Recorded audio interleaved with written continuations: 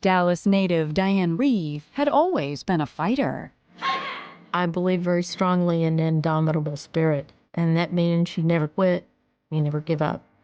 But when her 18-year marriage ended in 2000, the 50-year-old martial arts teacher and mother of two was ready to give up on love. And my friends convinced me that I was too young and too vibrant to do that, and they suggested that I use the internet. I was one of those people that would never have thought that I would have turned to the internet. I'm just the dumb jock that teaches karate. But in the winter of 2001, Diane agreed to give online dating a whirl. She went on several dates, but screening these men was an awful lot of work. I kind of call myself the queen of the one-date wonders. I'd go out with them and it would be like, no. Frustrated, Diane began to wonder if she should give up. Until one day in January 2002, when she received a message from a French martial arts enthusiast named Philippe Padieu. He seemed to be a little exotic. He was not your typical cowboy Texas, rootin' tootin' kind of dude. Philippe was nice looking. He's tall and he's dark and he's handsome. He has the French accent, so that's always kind of intriguing. Then finally, I agreed to go out with him. That February, Diane and Philippe had their first date. And it seemed like the stars were aligning. We had a lot of fun. He entertained me, told me a lot of stories about his life. I did like the fact that he was open with me. He didn't seem to hold anything back. He didn't seem to be hiding anything. Before long, Diane and Philippe were seeing each other on a regular basis. And after a few months, Diane found herself embroiled in a passionate physical relationship as well. I told him, I said, look, I'm not seeing anybody else, and if you are, that's okay. I just need to know that, because if you're seeing other people, then we need to be using condoms. But Philippe assured Diane she was the only woman in his life. So at that point, the relationship went to the next level. Diane was ecstatic. Philippe seemed to be everything she wanted. I felt like we were connecting so well. I thought we started to build a life together. But just a few years later, everything unraveled, and Diane found herself facing the most terrifying ordeal of her life. By the winter of 2007, Diane and Philippe had weathered their share of ups and downs.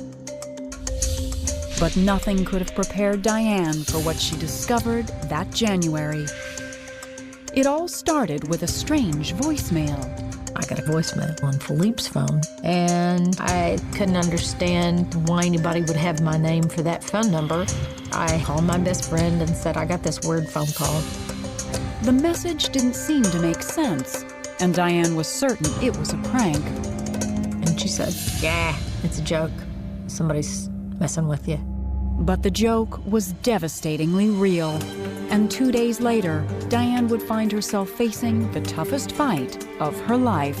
My knees hit the floor.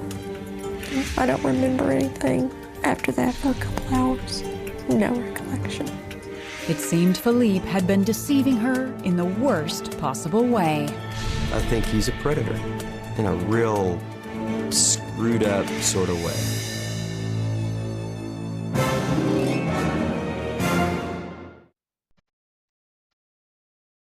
In the winter of 2002, 5 years before the most traumatic phone call of her life, Diane Reeve was glowing. Close friends suspected Philippe Padieu, a boyfriend of 1 year, had something to do with it. Philippe was always very attentive to her. He was incredibly good at compliments, and he made her feel on top of the world, and you could tell. But that Christmas, the happy couple got some bad news. Philippe was being laid off from his job as a network analyst. It was a tough blow, so Diane was determined to do whatever she could to help the man she loved. I did pay for a cell phone. for him. I helped with health insurance and groceries and dinners and going out to eat. Diane also agreed to let Philippe teach some classes at her school. I was in love with Philippe. It didn't bother me at all to help him. So in the fall of 2005, when Philippe began complaining about pain in his back and groin, Diane insisted he go see a doctor, and she even wrote him a check to cover the cost.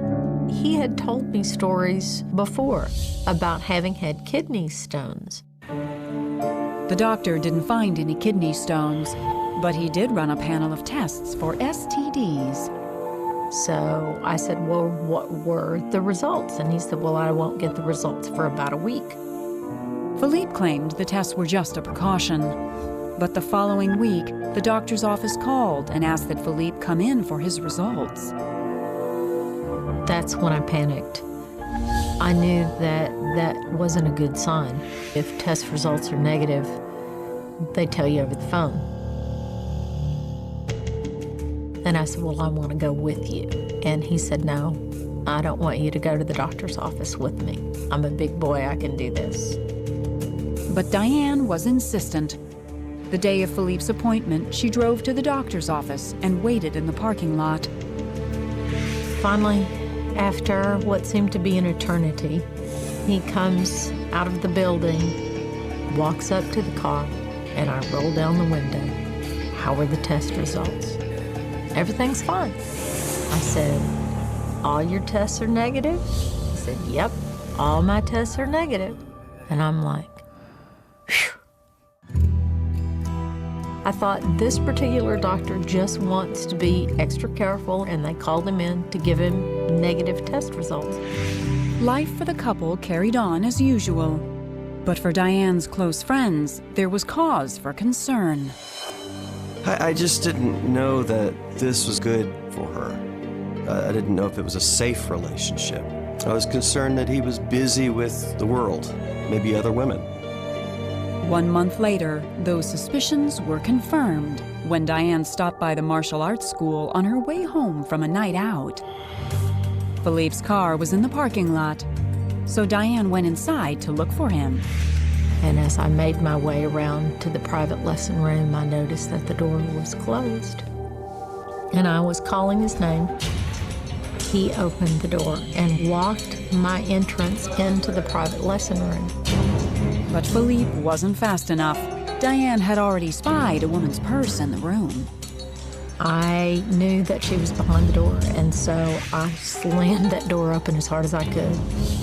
She left really in a hurry. She's lucky she got out of there. Diane was furious, and Philippe fell apart. He swore nothing had happened, so Diane decided to give him the benefit of the doubt. I had a lot invested in him. We had a lot of time together, and I wanted it to work. But just 2 months later, on the day of her daughter's wedding, Diane was betrayed yet again. He called me and said, I'm not feeling well. Just go on to the party without me. Diane went ahead and went to the dinner and then went by his house. And that's when she knew that something was up. There was nobody at the house. At that point in time, I knew it was over. Diane couldn't help but wonder, had Philippe been honest about anything? That's probably one of the things that really broke her heart. The answer to that question was deadly serious. This was someone who actually knew that he could be killing these women, and he didn't care.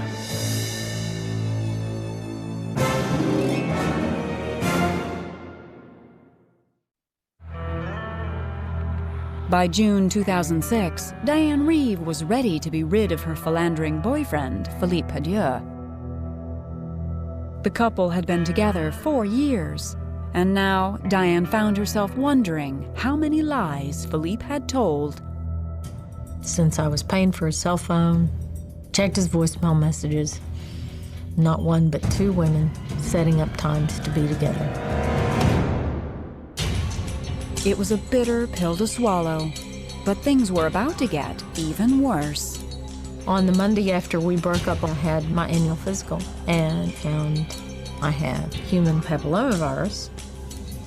And not only did I have HPV, but I also had some precancerous cells. HPV is a sexually transmitted disease that can lead to cancer. Diane knew Philippe had given it to her. I hadn't been with anybody else in 4.5 years. So I thought, well, you know what? If he gave it to me, then he's probably given it to at least 2 other women that I know he's been with. Knowing she had a duty to warn these women, Diane pulled Philippe's cell phone records and started dialing. She was stunned by what she discovered. I found 9 other women that he had been seeing, and that was just the ones that I found in the last 2 months. How did you juggle that many women? The violation of trust was staggering, and 7 months later, Diane found out how dangerous Philippe's indiscretions had really been. By January 2007, Diane was having serious health issues. She had undergone surgery to remove the precancerous cells, but the cells were still growing. Diane was starting to be very tired, feeling run down, which is very un-Diane-like. And I couldn't understand why. I'd never been that way before. I always had a lot of energy. Everyone was concerned, and the explanation would be devastating. The afternoon of January 23rd, Diane noticed there was a voicemail on Philippe's cell phone. The message was for her, and it was from the Dallas County Health Department. And I couldn't understand why the health department would be calling me on Philippe's phone. At first, Diane thought it must be a joke. And I called the number back, and they answered the phone, Dallas County Health Department, and I knew it wasn't a joke. Terrified, Diane hung up. And scrolled back through on his phone, the last person that I had talked to was Susan. Susan was one of the women Diane had called to warn about HPV. Susan had broken up with Philippe in December and had taken a panel of STD tests. I just called her and I said, I just got a call from the health department. What can you tell me about that? And she said, we need to talk. And somehow I knew. Before she even said the words HIV, everything crashed in on me. And I knew. 3 weeks earlier, Susan had tested positive for HIV. And the health department contacts the person and asks them to give names of people who might be exposed. She gave the health department Philippe's name, and she gave my name. Diane immediately went in for a test. And 2 days later, got a phone call from my OBGYN. And she said, Diane, I have your test results and you're HIV positive. And my knees hit the floor. Further testing yielded even more devastating news. Diane's illness had progressed to AIDS. Her immediate reaction was she had been given a death sentence. So I started to tell my family, and I called Susan Beth and told her that my results were positive too. Susan had already given Philippe the bad news and notified him that the health department would be calling. His reaction was unsettling. And he goes, what? You gave my name to the health department? And it wasn't, oh my gosh, I'm so sorry you have HIV. It wasn't, oh my gosh, I might have been exposed to HIV. It was anger about her giving his name to the health department. Philippe was strangely cavalier about Susan's diagnosis, as if he had known all along. And that made her very suspicious. What did Philippe know? And when did he know it? We started to get angry pretty early on. We knew something was wrong. I think he's just disgusting. He's a predator. We knew we had to stop him. If you have a story of marriage gone wrong and would like to appear on this series, go to investigation.discovery.com. In February 2007, Diane Reeve was fighting for her life. She had contracted AIDS from her philandering boyfriend, Philippe Padieu. Yeah, I knew it was from Philippe. Hadn't been with anybody else. Even worse, Philippe seemed strangely unsurprised by the news. We had suspicions that he had known that he was positive for some period of time, that this was no accident. Determined to fight back, Diane enlisted the help of Susan, one of Philippe's exes who had also been diagnosed with HIV. Together, the two women paid a visit to the local PD. When we met with the detective, he said, you know, it's going to be a pretty difficult case because it's precedent setting. If we have two people file charges, then that's better. If we have more than two people, then we'll make a case. So we went to work. Diane and the other women were very instrumental in finding other people who had been exposed to this. I pulled cell phone records again, and we started calling people to let them know that they needed to get tested for HIV. The calls resulted in 3 more women finding out that they too had been infected with HIV. For Diane, putting Philippe behind bars became a matter of life and death. I was very determined to make sure that he didn't hurt anybody else. Diane and Susan were soon joined by Megan, another HIV-positive victim of Philippe's. Megan noticed that there were cars in Philippe's driveway every night, so she started writing down the license tag numbers. I had a friend who could run the plates, and we would track down the women and then either call them or pay them a visit.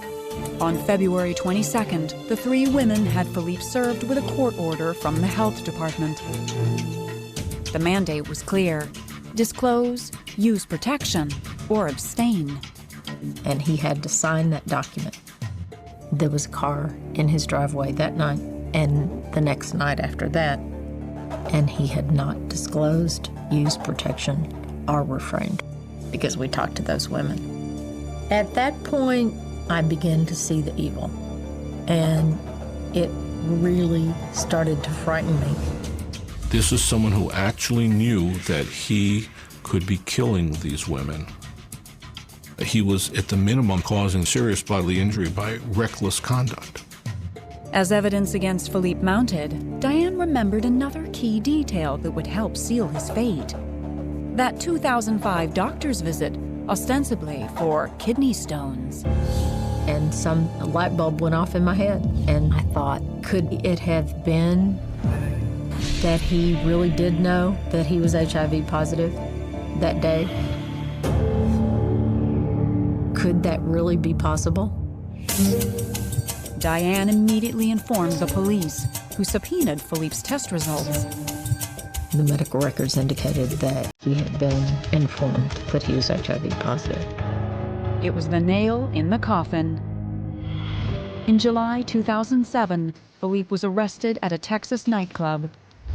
He was charged with 6 counts of aggravated assault with a deadly weapon. The indictment alleged a serious bodily injury by transmitting the HIV virus through bodily fluids, which was alleged as being the deadly weapon. In May 2009, 6 HIV-positive women testified against Philippe at trial. When the verdict was read, Diane, Susan, and Megan were all present. We stood and held hands as they read each guilty verdict. 6 guilties. Philippe was sentenced to 45 years for 5 counts. He received 25 years for 1 count, Diane's. Philippe never admitted guilt. Philippe tried to blame everybody except for himself. You know, it was anybody's fault but his fault. It hasn't been an easy road for Diane, who had to overcome a mountain of health issues because of Philippe's betrayals. But ultimately, the fighter in her prevailed. I'm doing better. Not normal, but better than when I was diagnosed. The medicine is wonderful. It keeps the virus from growing and it keeps you from feeling sick. But there's a lot of pills involved. Diane has coped through all of this because to do anything less is not how Diane is. Somebody with 4 different black belts, doesn't go down without a fight. Today, Diane can still be found at her martial arts academy, living and teaching a hard-won message. No matter whether life knocks you down, you have to get right back up. Fall down 7 times, get up 8.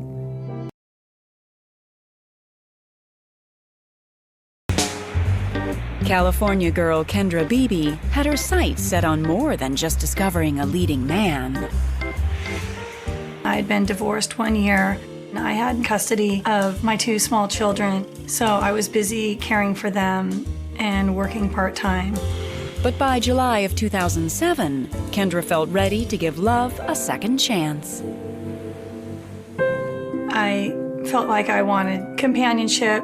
I thought maybe going to an online dating website would be a nice way because it's not going out to the bars and you can kind of tell a little bit about yourself. In a matter of weeks, Kendra found herself chatting with an attractive man named Shelly Malil, and she was surprised to learn what he did for a living. Shelly was an actor by profession. He'd been in The 40-Year-Old Virgin, but I hadn't seen any of his movies because my kids were so young. I was wrapped up in children's movies, and I wasn't really interested in the Hollywood lifestyle. In fact, I was a little concerned because I wasn't a Hollywood kind of person. But the more Kendra got to know Shelly, the more she realized how much they had in common. He was also a divorced father, so I felt like we had some common ground there. He was a good listener, and I felt like he was my friend, so that really attracted me to him. 1 month and many emails later, Kendra was ready to meet her Hollywood headliner in person. He drove 2 hours to take me out for a really nice lunch. He picked me up, he opened the door, he pulled out the chair. He was engaging, he was interested, he was a gentleman. It was really a perfect date. By the time Shelly dropped her off that afternoon, without even expecting a kiss, Kendra Beebe was smitten. 2 days later, I got the biggest bouquet of flowers that said thanks for keeping Carlsbad beautiful. So I was really impressed, and I was really feeling like I had found someone special. Over the next few weeks, the couple continued getting to know each other, and when Kendra introduced Shelly to her children, the bond was immediate. I thought, wow, here's this great guy. He loves me, he loves my kids. It just seemed perfect. Kendra told me that he was a nice man and that he treated her very well. He would come down and bring gifts and was buying her wonderful things, and she was very enamored by him. By October of 2007, the couple was dating exclusively and seemed destined for a long life together. But not every story has a happy ending. And just 10 months later, Kendra Beebe would find that out firsthand.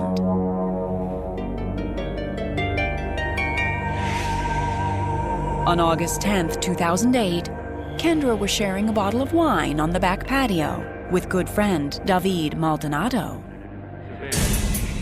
David proceeds to tell me that he had just been dating a girl for a year and they'd broken up. And as he was telling me this, I was like, oh my gosh, I've been dating someone for the last year. And just as I'm going into the description of Shelly, Shelly shows up on the back patio. He came around to Kendra's front and went into her. It looked like he came in and started hugging her. Kendra reached forward to hug Shelly. And from that moment on, life as she knew it would never be the same. The only thoughts that I had in my mind was, okay, it's either him or me right now. I knew he was not supposed to be there, and I just felt an animal fear that I've never felt in my whole life.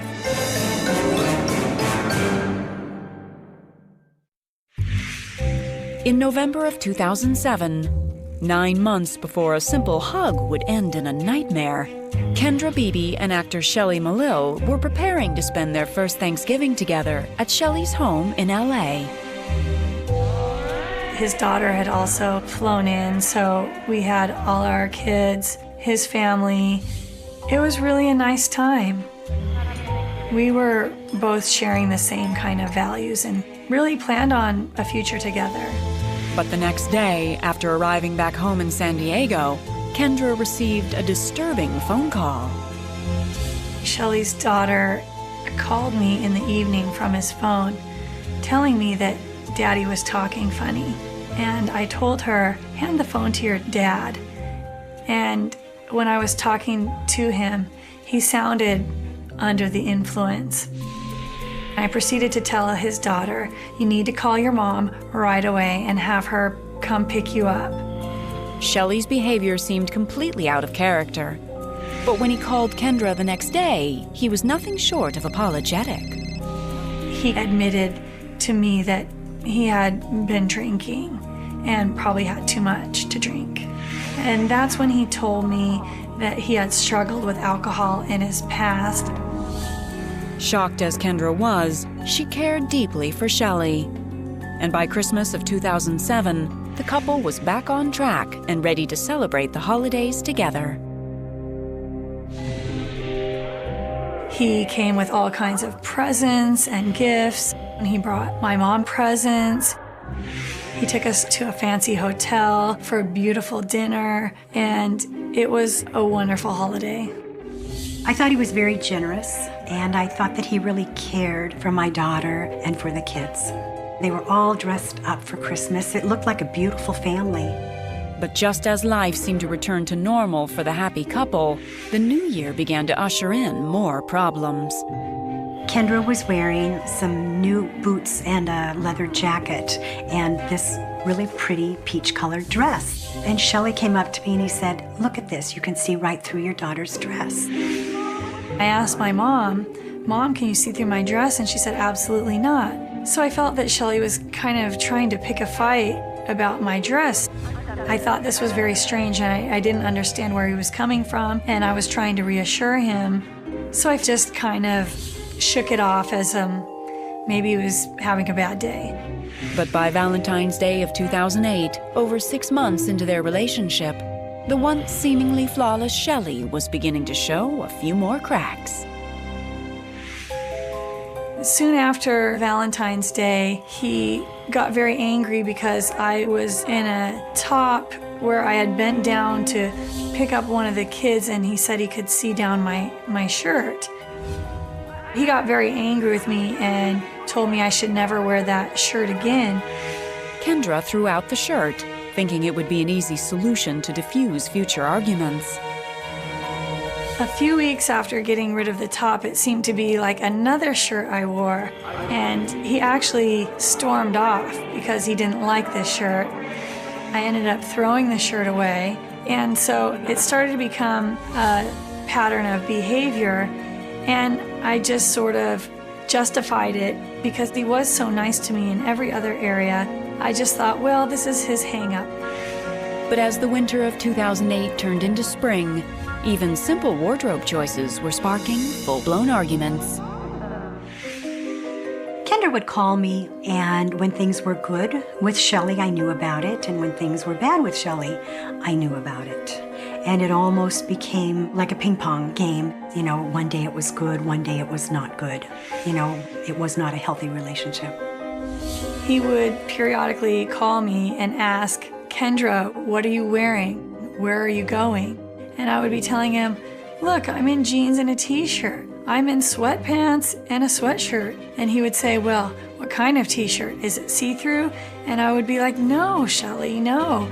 Please don't do this to me. And he would say, oh, I'm sorry, I won't do this. Kendra tried to stay patient and hoped that Shelley's strange behavior would soon be a thing of the past. But only 3 months later, she would realize that he was just getting started. He was standing in the doorway, and I actually now know the meaning of the word sinister. I had a suspicion of who I thought might have done this to her, and my suspicions were wrong.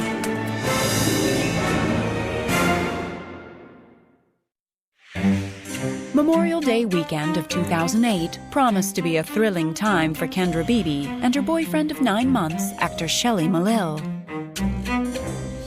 Although their relationship had been less than perfect, Kendra was looking forward to accompanying Shelley to a family wedding that weekend. Shelley was always meticulously dressed. He knew where all the great Indian shops were in LA, and he actually took me shopping so that I could get a few traditional outfits to wear. That Friday night, as the couple got ready for the rehearsal dinner, Kendra put on her new outfit. He said I looked nice when I put on the traditional outfit, but then later on in the evening, he said that he had wished I'd worn something more Western, meaning American. I think the fight had just gotten too old, and I'd had enough. Kendra told Shelley that she needed some space and traveled without him to visit her mother in Seattle. He called me while I was up there at my mom's house, asking what I was doing, what I was wearing, and I was like, "You've got to be kidding. I'm in my mom's house talking to my family." After listening to it, Kendra and I would say to each other, "How old is he?" Because it was just so almost childlike. By the beginning of August, Kendra knew that she needed to end the relationship once and for all. So she told Shelley that she would prefer to be friends, but nothing more. I just want to be alone and be with my kids, and I'm okay. I've been through this bad divorce, I've been through this relationship that took a lot of energy, but I've learned from it, and I just need some time off. But Shelley wasn't done with Kendra just yet. On August 10th, 2008, after putting her kids to bed, Kendra sat down to enjoy a warm summer evening with longtime friend David Maldonado. She began to tell him about her recent breakup with Shelley. Just as I'm going into the description of Shelley, our conversations immediately stopped because Shelley shows up on the back patio with no shirt, no shoes, a baseball cap on backwards, and a pair of shorts. I felt primal, instinctual fear. And he starts to walk up to me, and he said, "Kendra, Kendra, Kendra." And I think, oh my gosh, he's gonna hug me. But that wasn't exactly what Shelley had in mind. In one split second, I see a flash of silver, and I'm thinking, oh my God, he's got a knife. She started squirming and screaming, so I knew something was wrong. So I came around, tried to pull him off of her, and he didn't even care that I was there. He had punctured one of my lungs, and I could feel I wasn't getting so much air. I was surrounded by all these houses around me, and their windows were open. And I start taking in breaths and screaming out, "Help! Call 911! Help! He's killing me!" Across the patio, David was trying to wrestle the knife from Shelley. I was thinking that there was a life that was going to be lost if I didn't stop it. I didn't know that I was going to actually get the knife out of his hand, but I did, from some grace of God. I threw it far away as I could over a fence into an embankment so that nobody could reach it. David knew that he had to get immediate help for Kendra, so he ran to find the nearest phone. Meanwhile, Shelley made his way off the ground and back towards Kendra. I thought, well, I'm safe now. Shelley doesn't have a knife. And then he runs inside, and I think, oh no, I need to get to the front of the street and I need to get help. I run through the side yard, and I'm unlatching the gate and kicking it open, and it won't open. It's jammed shut. And as I'm doing so, Shelley's there with my biggest butcher knife from my kitchen. As Shelley closed in on Kendra, she could only pray that help was on the way. But she had no idea if she would survive to find out. I felt like I wanted to go to sleep, and I knew if I was going to go to sleep, I wasn't going to come back. None of the story that he gave made any sense at all. If you have a story of marriage gone wrong and would like to appear on this series, go to investigation.discovery.com. On August 10th, 2008, Kendra Beebe suddenly found herself in a desperate fight for her life. Her recent ex-boyfriend, actor Shelley Malil, had stabbed her 3 times and seemed to be coming back for more. I couldn't fend him off for very long, and he starts stabbing me. I mean, I was telling him I loved him, and he was like, yeah, right, you love me, and he'd stab me again. I heard Kendra screaming out for help, that she was screaming that somebody's trying to kill her, call the police. So I kind of popped over the fence to try to look and see where she was. Finally, at some point, my neighbor next door who had came out, he sees him going at me, but he thinks I'm being punched. He doesn't realize I'm being stabbed. He kind of talks down Shelley and he says, you need to get to the front of the house. Somehow able to stand, Kendra ran back through her home and onto the front porch. But Shelley was right behind her. I get on the front love seat and he stabs me again. He just plunged it in as deep as he could. And I remember that one, thinking, wow, he's got me. By the time I ran back over, I realized he had a knife.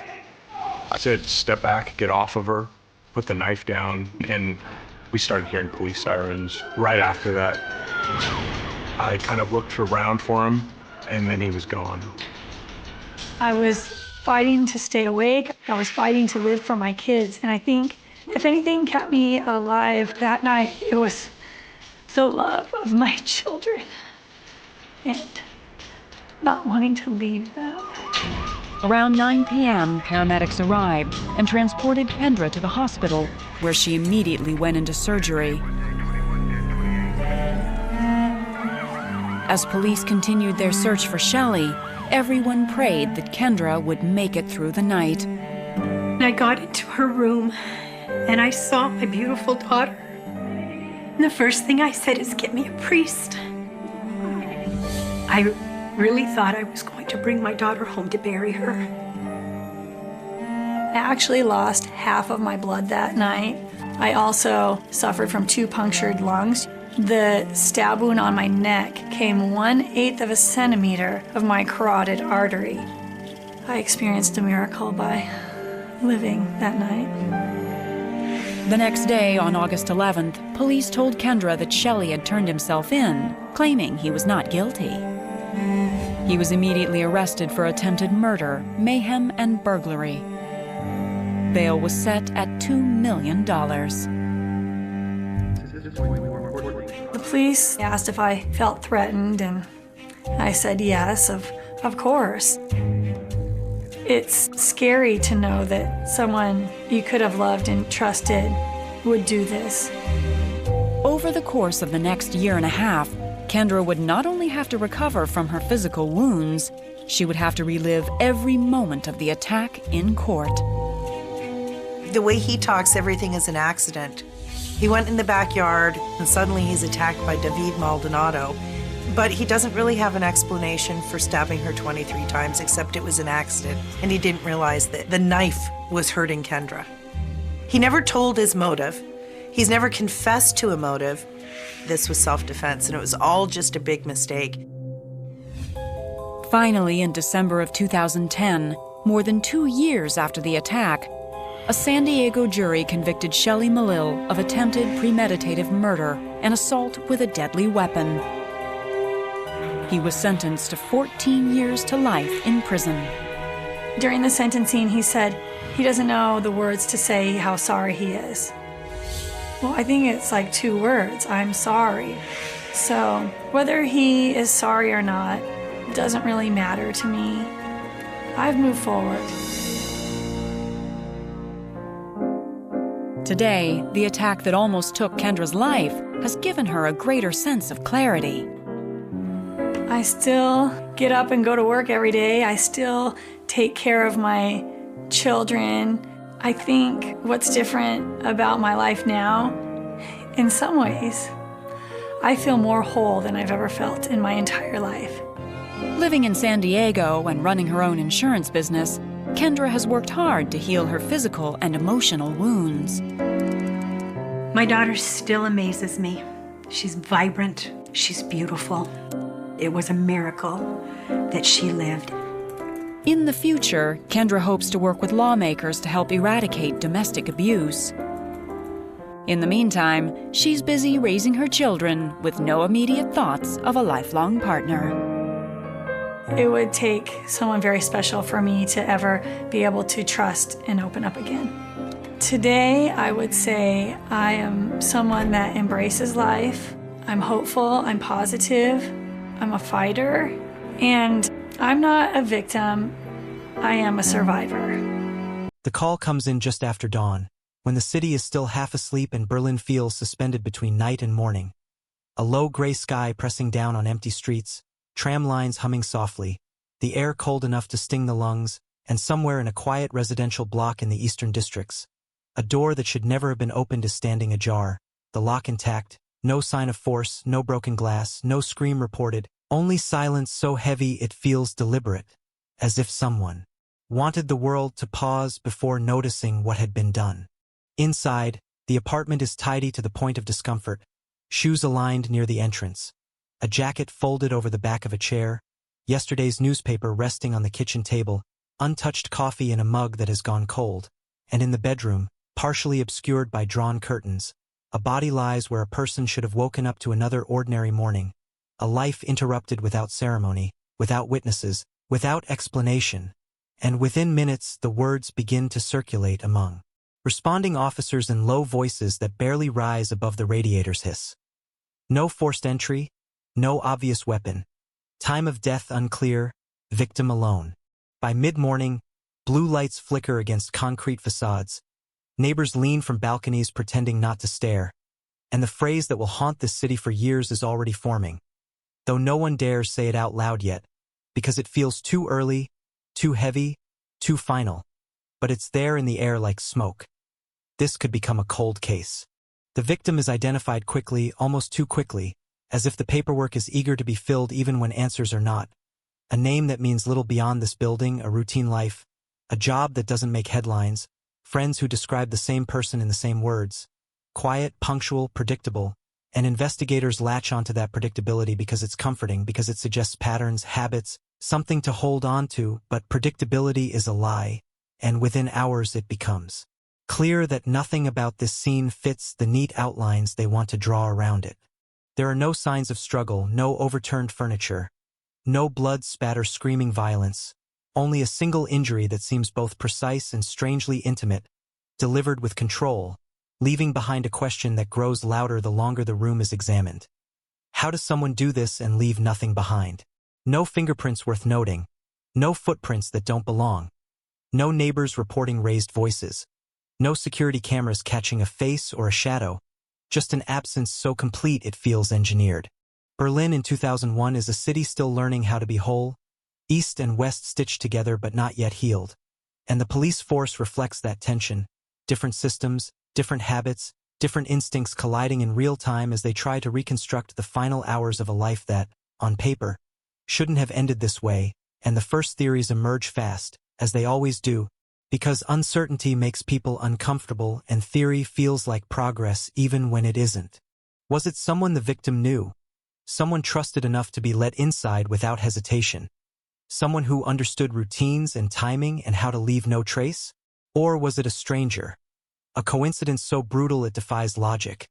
A random act in a city of millions that just happened to land here, in this quiet apartment, on this unremarkable morning? The answers refuse to settle, and each possibility opens more doors than it closes. Detectives fan out, canvassing the building, knocking on doors, listening to half-memories and vague timelines. A woman who heard footsteps in the stairwell but can't say when. A man who thought he smelled cigarette smoke even though the victim didn't smoke. A child who noticed a car parked outside longer than usual but can't remember its color, its make, its plates, and each detail is logged, categorized, filed, becoming part of a growing mountain of information that promises clarity but delivers only noise. The media arrives by afternoon, cameras hungry for angles, reporters leaning into microphones with practiced gravity, phrases rolling off tongues with alarming ease. Mysterious death, no suspects, community in shock, police tight-lipped, and with every broadcast the pressure increases. Because now this is no longer just an investigation, it's a story, and stories demand resolution, even when reality has none to offer.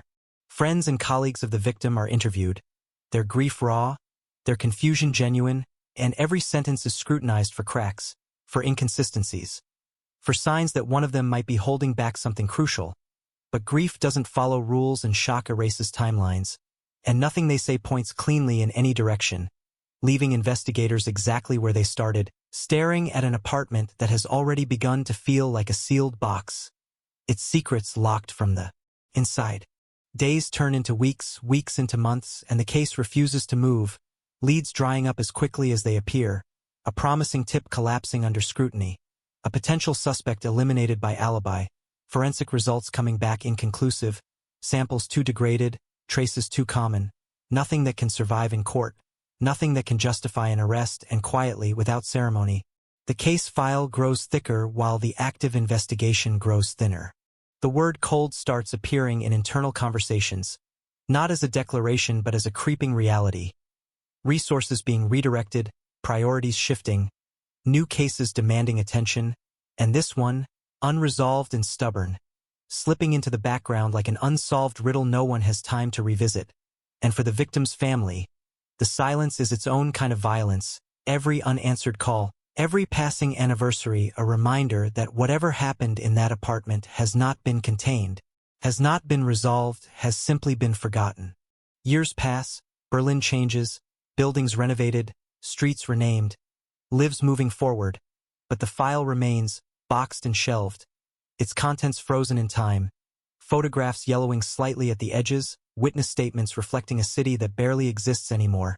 And somewhere inside that box, unseen and unremarked, lies a detail so small it was dismissed without comment, a fragment of information that didn't fit the theories of the moment, that seemed irrelevant, insignificant, easy to overlook in a case already drowning in uncertainty.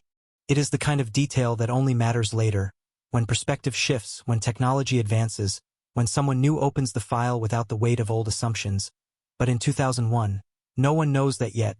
No one can imagine that this forgotten piece of evidence will one day pull the entire case back into the light, that it will reopen wounds long scarred over, that it will force a city to confront a truth it believed had slipped quietly into history. For now, all Berlin knows is that someone was killed, that no one was held responsible, and that somewhere out there, the person who did this walked away unnoticed, carrying the confidence that comes from getting away with murder. A confidence that grows stronger with every year of silence, every unopened file, every unanswered question. And as the apartment door finally closes and life resumes around it, the cold case settles into the city like a shadow, patient, waiting, unseen but never gone. The file does not close with a slam, it closes with a sigh, a bureaucratic exhale as the cardboard lid settles into place, labeled in block letters, date stamped, status marked unsolved, and slid onto a shelf among dozens of others that share the same quiet fate. And inside that box the city of 2001 is preserved in fragments, grainy photographs of stairwells and door handles, sketches of the apartment layout, lists of phone numbers that no longer exist, names of witnesses who have since moved, aged or died, and at the very bottom, clipped together with a rusting paperclip, a handful of items deemed too ordinary to matter at the time. For the detectives who worked it, the case becomes a ghost they feel rather than see, surfacing in idle moments, in late-night conversations over burnt coffee, in that uncomfortable pause when someone asks about the one that got away, and they answer with a shrug that hides more than it reveals, because admitting failure is harder than admitting ignorance, and this case feels like both. The victim's routine is replayed again and again, a mental film loop that investigators know by heart, the last confirmed sighting, the final phone call, the uneventful commute home, the normality of it all becoming suspicious in hindsight, because murder rarely announces itself, it blends in, it hides behind habits, and whoever did this understood that intimately, understood how to use predictability as camouflage. There is talk, briefly, of a personal motive, a conflict no one knew about, a relationship kept carefully out of sight, and detectives dig into private lives with clinical detachment. Phone records scrutinized, emails read and reread, financial statements combed for irregularities. But nothing points to a hidden double life. No secret debts, no clandestine lover, no simmering feud, just the flat landscape of an ordinary existence. And that ordinariness becomes its own dead end. The building itself is examined as if it might confess under pressure. Stairwell lighting tested, locks dismantled, entry points measured, and still the conclusion remains the same. Whoever entered did so willingly or invisibly, and left without triggering suspicion. A vanishing act performed in plain sight, and that realization unsettles even seasoned officers, because it suggests not impulse, not chaos, but planning. As weeks stretch on, attention shifts outward, to the surrounding streets, the neighborhood's rhythms, the transient faces that pass through a city like Berlin, delivery drivers, night workers, commuters, tourists, and investigators chase the possibility of a stranger. A predator moving through gaps in urban anonymity. But the city refuses to give up its secrets. Footage is missing or overwritten. Eyewitnesses contradict each other. Timelines blur. And the stranger remains hypothetical. A shape, without a face. The press grows restless, headlines lose their urgency, cameras move on, and with that retreat comes a different kind of danger, the quiet erosion of importance, because cases that linger without answers become background noise, and background noise is easy to ignore, and within the department, priorities realign, budgets tighten, new crimes demand immediate action, and this one, stubborn and uncooperative, is quietly deprioritized. The victim's family feels that shift acutely, every unanswered update, every vague reassurance that the investigation is ongoing. A phrase that means less with each passing month, and they cling to anniversaries, to memorials, to the idea that time does not erase responsibility, even as they sense the city moving on. Their loss becoming a footnote in a year already crowded with tragedy. By the second year, the detectives who once knew every detail are reassigned, promoted, transferred, retired, and the case becomes an inheritance passed down to officers who were not there at the beginning, who know it only through reports and summaries, and something subtle changes when a case is no longer lived but read, its urgency diluted by distance, its emotional weight flattened into bullet points. Theories that once seemed promising are reevaluated and quietly dismissed, timelines adjusted, assumptions questioned, but without new evidence, these exercises feel academic, like rearranging furniture in a locked room, and the file remains closed not because it is solved, but because it resists being opened. Years layer themselves over the crime like sediment, technological advances racing ahead while the evidence stays frozen in analog form, samples collected before the era of modern forensic breakthroughs, data stored on formats already becoming obsolete, and the case drifts further from relevance, a relic of investigative limitations that no one has time to revisit. Yet somewhere in the department, the box is moved, shelf to shelf, room to room, surviving office reorganizations and digital transitions by sheer inertia, and in that survival lies the quiet possibility of return. Because cold cases do not die, they wait, they accumulate potential, and all it takes is a single spark to reignite them. For now, though, the city forgets, the apartment is rented again, walls repainted, floors replaced, and life resumes its relentless forward motion, while the unanswered questions remain suspended in a past no one visits anymore. A crime without a conclusion. A silence that stretches across years, growing heavier with every moment it goes unbroken, setting the stage for a reckoning no one can yet foresee. Time does what it always does in the absence of answers. It dulls edges without healing wounds, and the case settles into an uneasy limbo where it is neither alive nor dead, existing only when someone chooses to remember it, and for most of the city, remembering becomes optional, then rare, then almost unnatural, because Berlin is loud, impatient, forward-facing. A place that reinvents itself every few years, and unsolved questions from another era do not fit neatly into its rhythm. Inside police headquarters, the cold case unit is a quiet corner, underfunded, understaffed, populated by officers who understand patients the way surgeons understand scars. Not as something to be admired, but as evidence of survival, and it is here, years after the crime first shocked the community, that the file is pulled again, not with ceremony, not with expectation, but because a routine audit demands old cases be reviewed. Boxes opened, contents logged, nothing more ambitious than housekeeping. The detective assigned to the review is not burdened by memory, did not walk that apartment, did not stand under flashing lights while neighbors whispered, and that absence becomes an advantage, because fresh eyes do not know which details are supposed to matter and which have already been discarded. And so everything is looked at again, slowly, methodically, photographs examined not for what they show but for what they omit, reports read not for conclusions but for hesitations.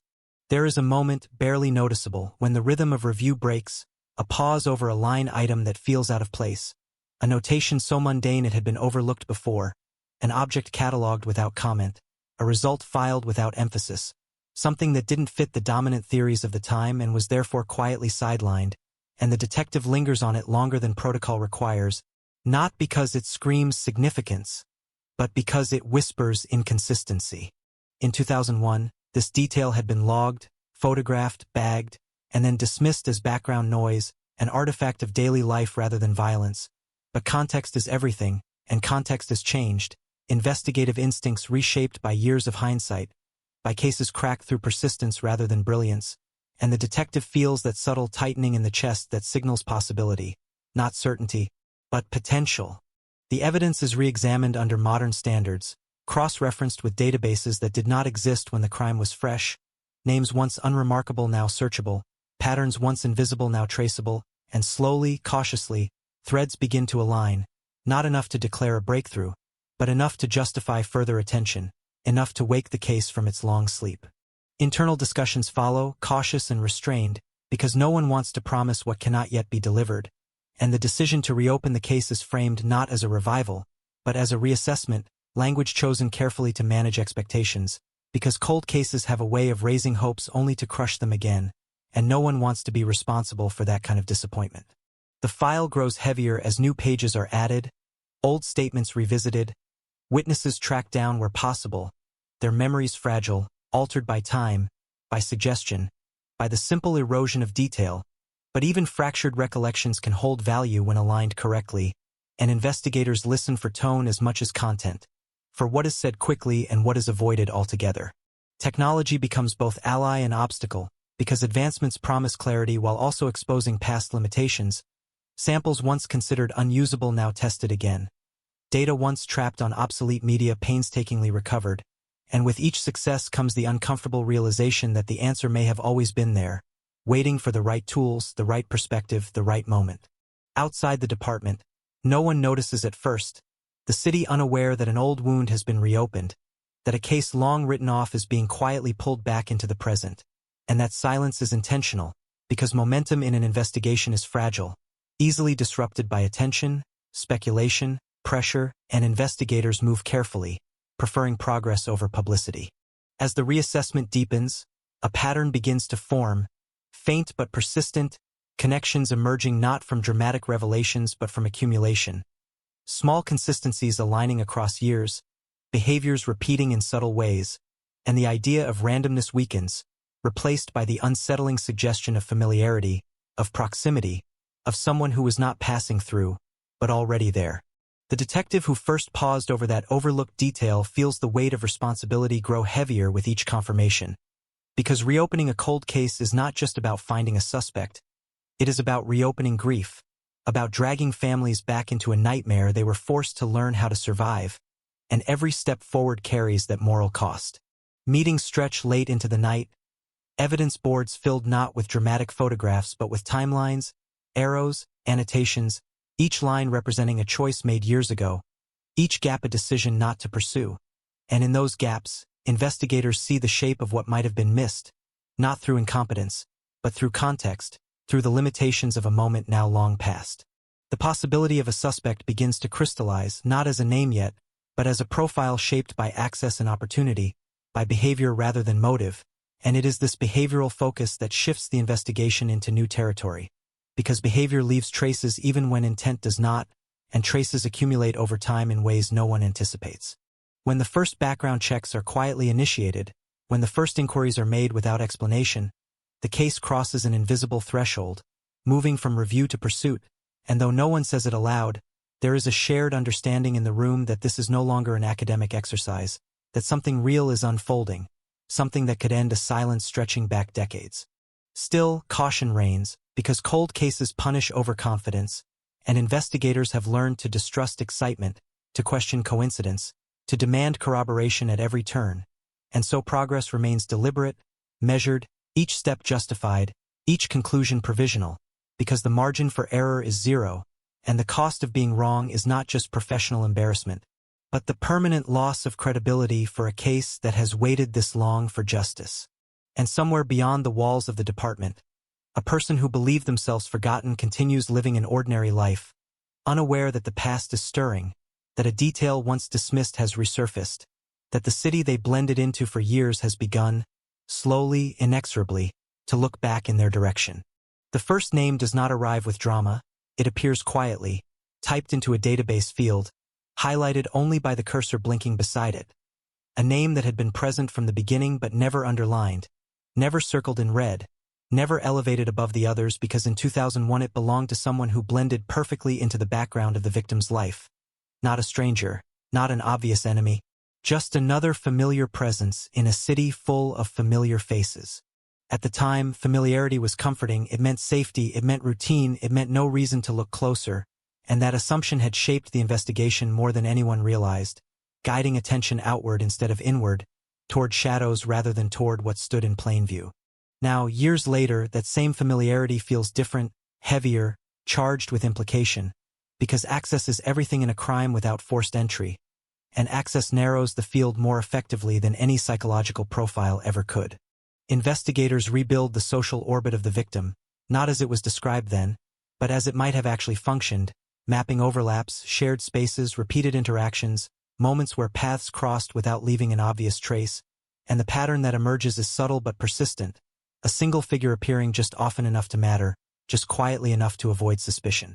There is no smoking gun, no dramatic revelation, only a growing sense of inevitability, the feeling that the answer has been orbiting the question all along, hidden not by complexity, but by proximity, and that realization unsettles the team more than any unexpected twist could have, because it suggests the case was never unsolvable, only misread.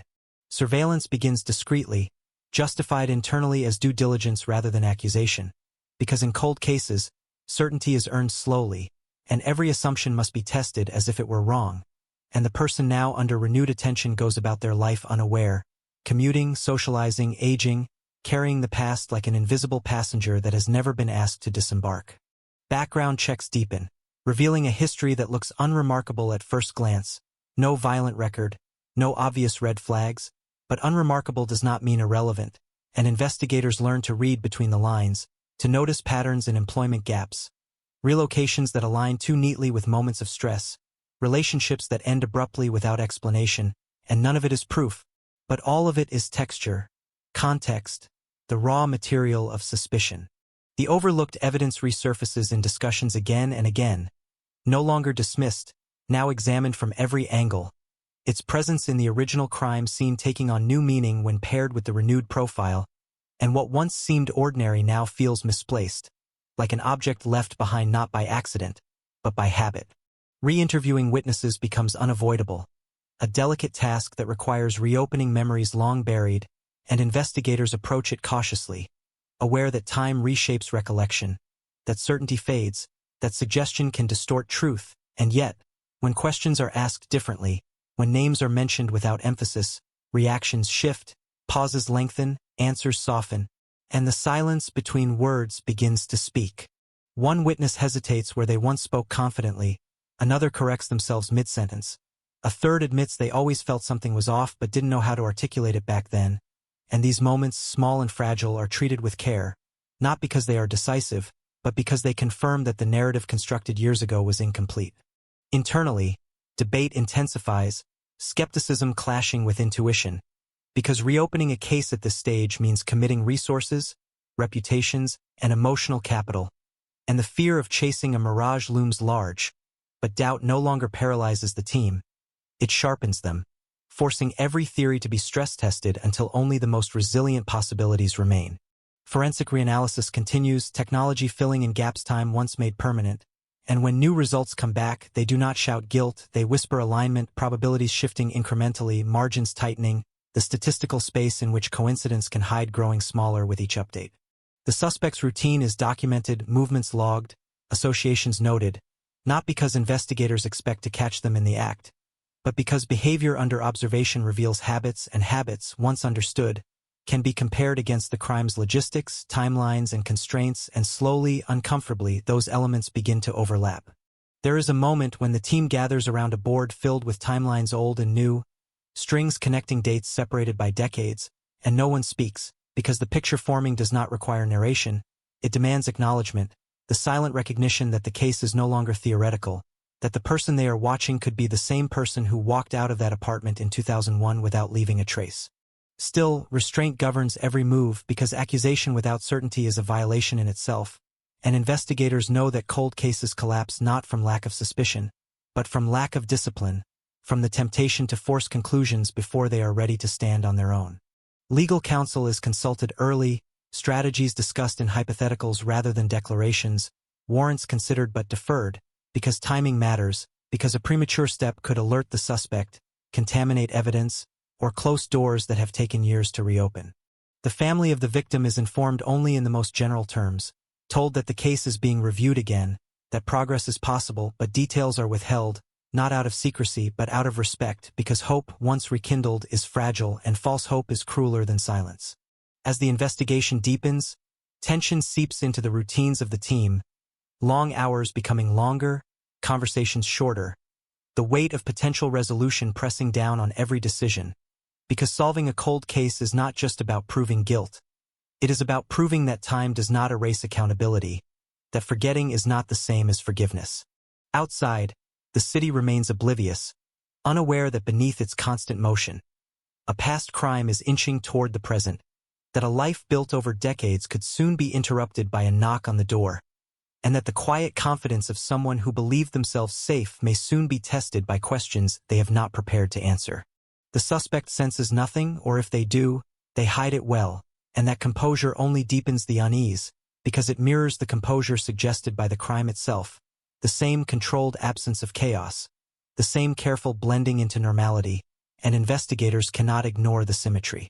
As Part 4 draws to its end without resolution, without arrest, without a headline to satisfy the public appetite for closure, the case stands at a precarious edge, balanced between suspicion and proof, between past and present, and everyone involved understands that the next step will change everything, because once questions are asked directly, once silence is broken by confrontation, there is no returning to the comfort of uncertainty, only forward, into whatever truth has been waiting all these years to be uncovered. The decision to move from observation to confrontation is not announced. It arrives quietly, crystallizing in the early hours of a gray morning when fatigue has stripped away hesitation and only necessity remains. And in that moment, the investigation crosses from reconstruction into risk, because asking questions means revealing interest, and revealing interest means the past is no longer safely buried. The interview is framed as routine, a request rather than a summons, language chosen with surgical care, and the suspect agrees without resistance, their voice calm, almost helpful, the kind of cooperation that unsettles seasoned detectives because it leaves no obvious edge to grip, no friction to suggest guilt, and when they arrive at the station, they look like someone stepping into an inconvenience, not a reckoning. The room is neutral, intentionally unremarkable, the walls bare, the table clean, the air heavy with the hum of fluorescent lights, and the questions begin far from the crime, easing into the present before drifting backward, asking about work, about routine, about the rhythms of daily life, and the suspect answers smoothly, confidently, their story flowing without pause, as if rehearsed not recently, but habitually, as if these answers have lived ready behind the eyes for years. When the timeline shifts, when 2001 enters the conversation not as an accusation but as context, there is no visible reaction, no tightening of posture, no sudden defensiveness, only a slight recalibration of tone, a polite curiosity about why such an old year matters now, and that composure, that effortless transition, sets off alarms that no lie detector ever could. Investigators listen more than they speak, allowing space for overconfidence to reveal itself, for memory to betray intent, and they note the precision of certain details paired with vagueness elsewhere, the way some moments are anchored in specificity while others blur conveniently, and these asymmetries accumulate, small but persistent, like scratches on glass that only become visible at the right angle. The overlooked evidence is introduced carefully, not as a revelation, but as a casual reference, and for the first time something shifts, a pause barely longer than the others, a fraction of a second where calculation replaces flow, and then the answer comes, plausible, logical, almost too neat, but the pause remains, hanging in the room long after the words have settled.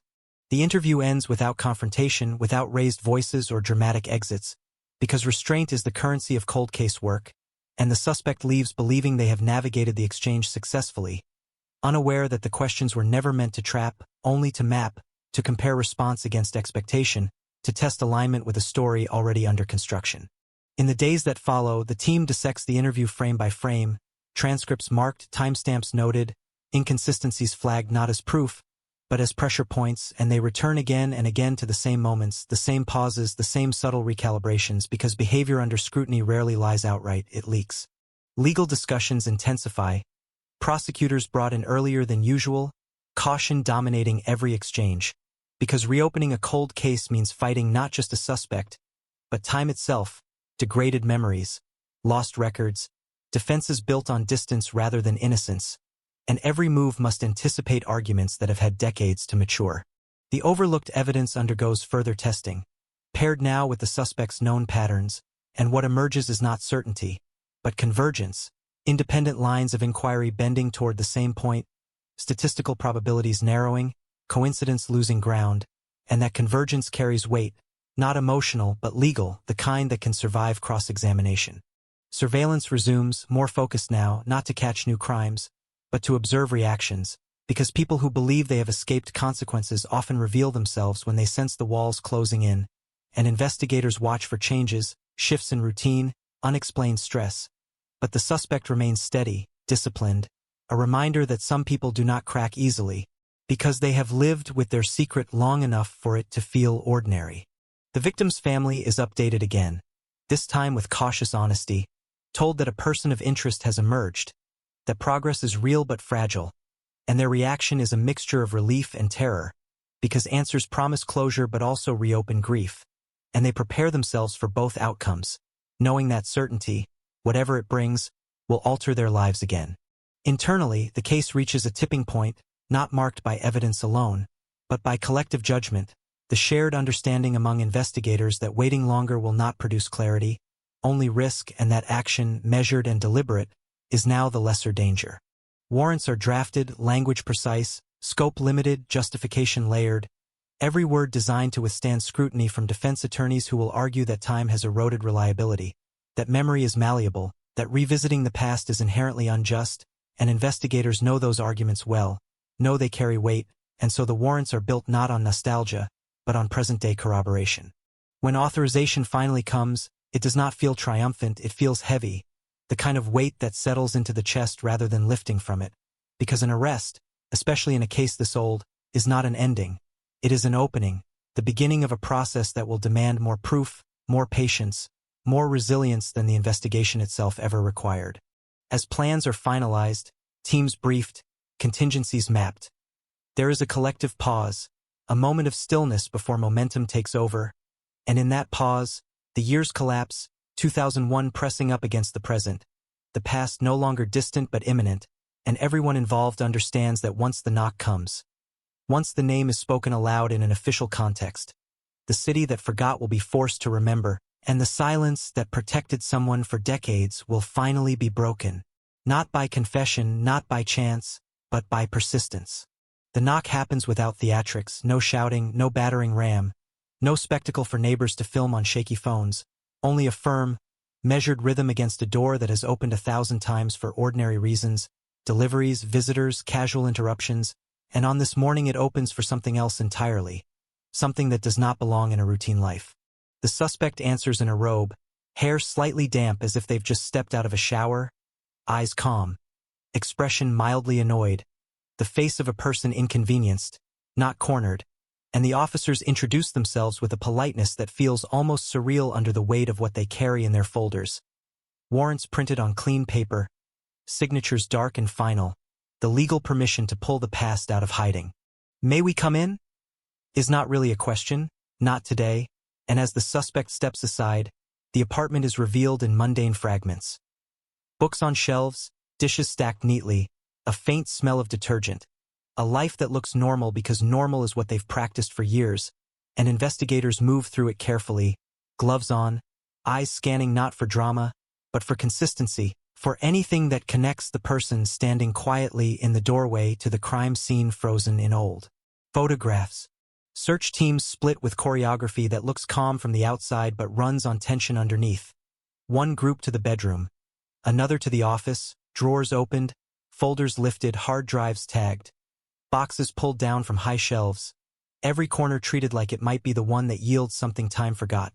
And yet the most unsettling part is how little resistance there is, the suspect watching without protest, hands folded, offering the occasional clarifying comment in a tone that suggests cooperation is easy because innocence is assumed. Questions come softly at first, not accusatory, almost conversational. Have you lived here long? Do you still have older belongings stored elsewhere? Do you have any reason to keep items from the early 2000s? And the suspect answers without hesitation, words smooth, posture relaxed, and it becomes clear they've rehearsed this attitude, not necessarily for this moment, but as a general strategy, a way of existing that leaves no sharp edges for suspicion to catch on. The arrest itself is not immediate, not yet, because cold case teams do not gamble on impulse. They arrest when they can hold the line, when they can keep the suspect from walking back out through legal gaps, and so the operation continues in careful stages, evidence collected, receipts created, chain of custody locked down like a ritual because the courtroom is already hovering at the edge of every decision.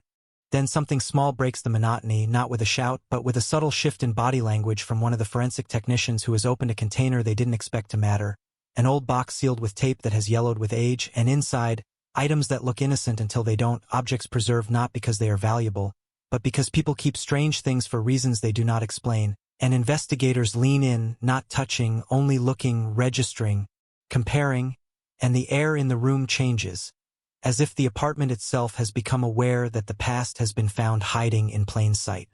No one declares victory, no one dares, not yet, but the lead detective's eyes narrow in that controlled way that signals calculation, the slow, deliberate movement of a mind aligning pieces it has held apart for years, and in that alignment the final decision forms, quiet and unstoppable. It's time. The suspect is informed with a clarity that leaves no room for negotiation. The words delivered without emotion because emotion is dangerous in moments like this. It contaminates, it invites mistakes, and the suspect's expression stays composed for a beat too long, as if their face has been trained to remain neutral regardless of the sentence it receives. And then, just for an instant, something flickers. An eyelid tightening, a jaw shifting, a breath taken slightly deeper than necessary, tiny. Movements that mean nothing to anyone watching casually, but mean everything to officers who have lived inside this case for months. Handcuffs click with a sound that seems louder than it should in a quiet apartment, and that sound is the true break in routine, the first unmistakable signal that the past has finally reached into the present and seized someone by the wrist. Outside, neighbors begin to gather at windows, curiosity rising like heat, and within hours the first whispers spread. Names exchanged in stairwells, messages sent to friends, the kind of rapid information transfer that turns private events into public knowledge long before any official statement is made. And the city that forgot begins, reluctantly, to remember. At headquarters, the suspect sits again in an interview room, but this time the atmosphere is different, not because the furniture has changed, but because the balance of power has shifted, and the detectives enter carrying more than questions now. They carry friction, leverage, the weight of collected material that can be placed on the table piece by piece, not to provoke emotion but to provoke truth. The suspect requests a lawyer quickly, not dramatically, simply, as if reciting a line that has been waiting its turn, and the interrogation slows, becoming strategic rather than direct, because with counsel present, every sentence is a battleground, every pause an opportunity, and investigators understand that the story they are trying to extract may never come willingly, that it may have to be built without confession, constructed from evidence like a skeleton assembled bone by bone. When the lawyer arrives, the tone becomes colder, more formal, the suspect's posture tightening into something practiced, and the first round of questioning becomes a dance, detectives laying down facts, counsel redirecting, the suspect offering selective responses that hover just above the surface of accountability. And in that dance, investigators listen not just for what is said, but for what is avoided, for the sudden allergy to specifics, for the way certain topics are approached like hot metal. Meanwhile, Lab work accelerates, items collected during the search transported under strict protocols, requests for expedited analysis filed, because the window between arrest and charging is narrow, and the case cannot survive on suspicion alone. It needs anchors, evidence that can endure not only forensic scrutiny but rhetorical assault in court. The prosecutor's office becomes a second headquarters. Meetings held with clipped urgency, timelines reviewed, risks assessed, and the question at the center of every conversation is simple and brutal. Do we have enough to charge? And if we charge, can we hold? Outside, the media senses movement like animals smell rain. Reporters call the police press office relentlessly, old headlines dug up, archive footage reused, the victim's name spoken again on evening broadcasts with a solemnity that feels both respectful and exploitative, and the term cold case appears in bold across screens, accompanied by phrases that feed public appetite. Breakthrough, forgotten evidence, arrest after decades, Berlin shocked once again.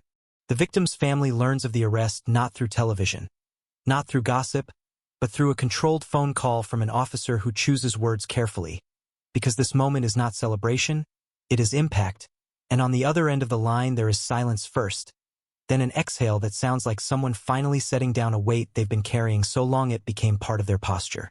Still, relief is not clean, it's tangled with fear, because an arrest is not a verdict, and families who have lived through years of disappointment know better than to equate movement with justice.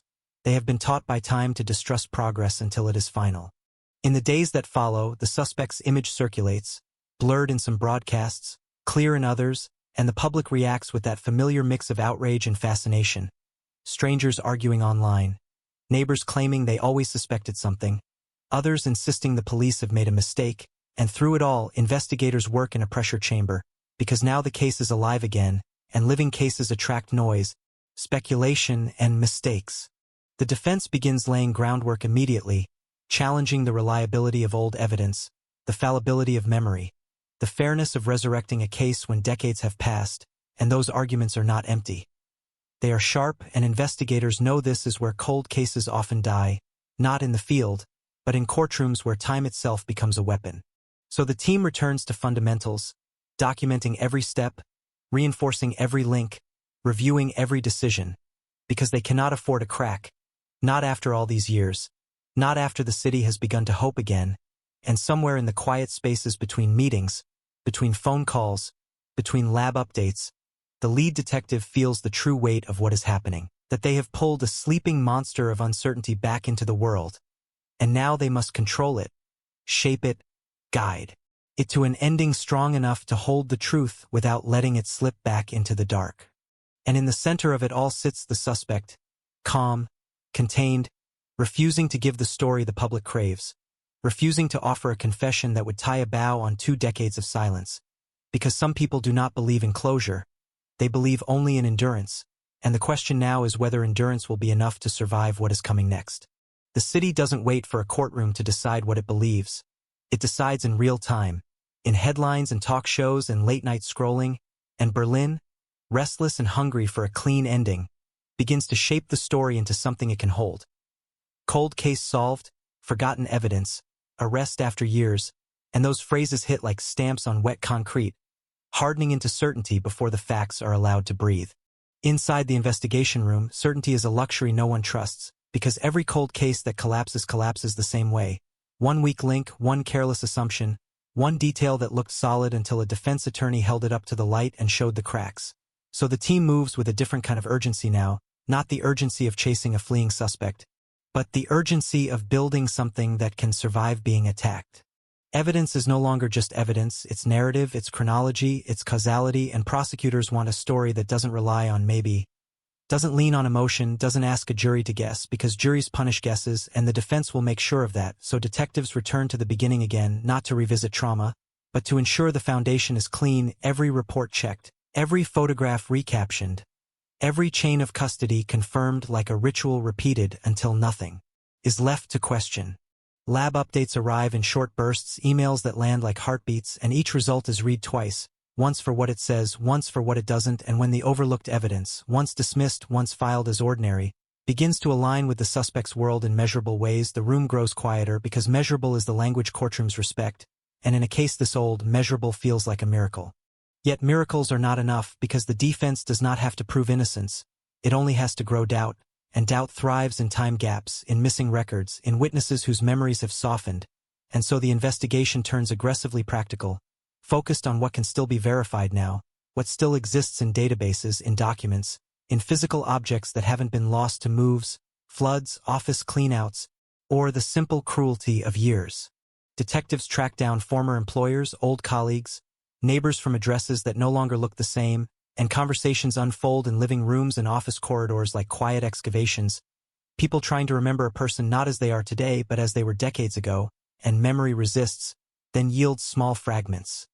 Someone who was always punctual, someone who didn't like surprises, someone who kept to themselves, someone who seemed ordinary until you think about the way ordinary can be manufactured. The suspect's timeline is rebuilt in parallel with the victim's. Two lines moving through the year 2001 like trains on nearby tracks, and investigators search for intersections. Any moment where proximity can be proven rather than implied, and those intersections are the difference between suspicion and structure, because proximity answers the question the crime scene asked from day one. Who could have been there without forcing the door? Documents from the early 2000s are pulled from archives. Paper records that smell faintly of dust and bureaucracy.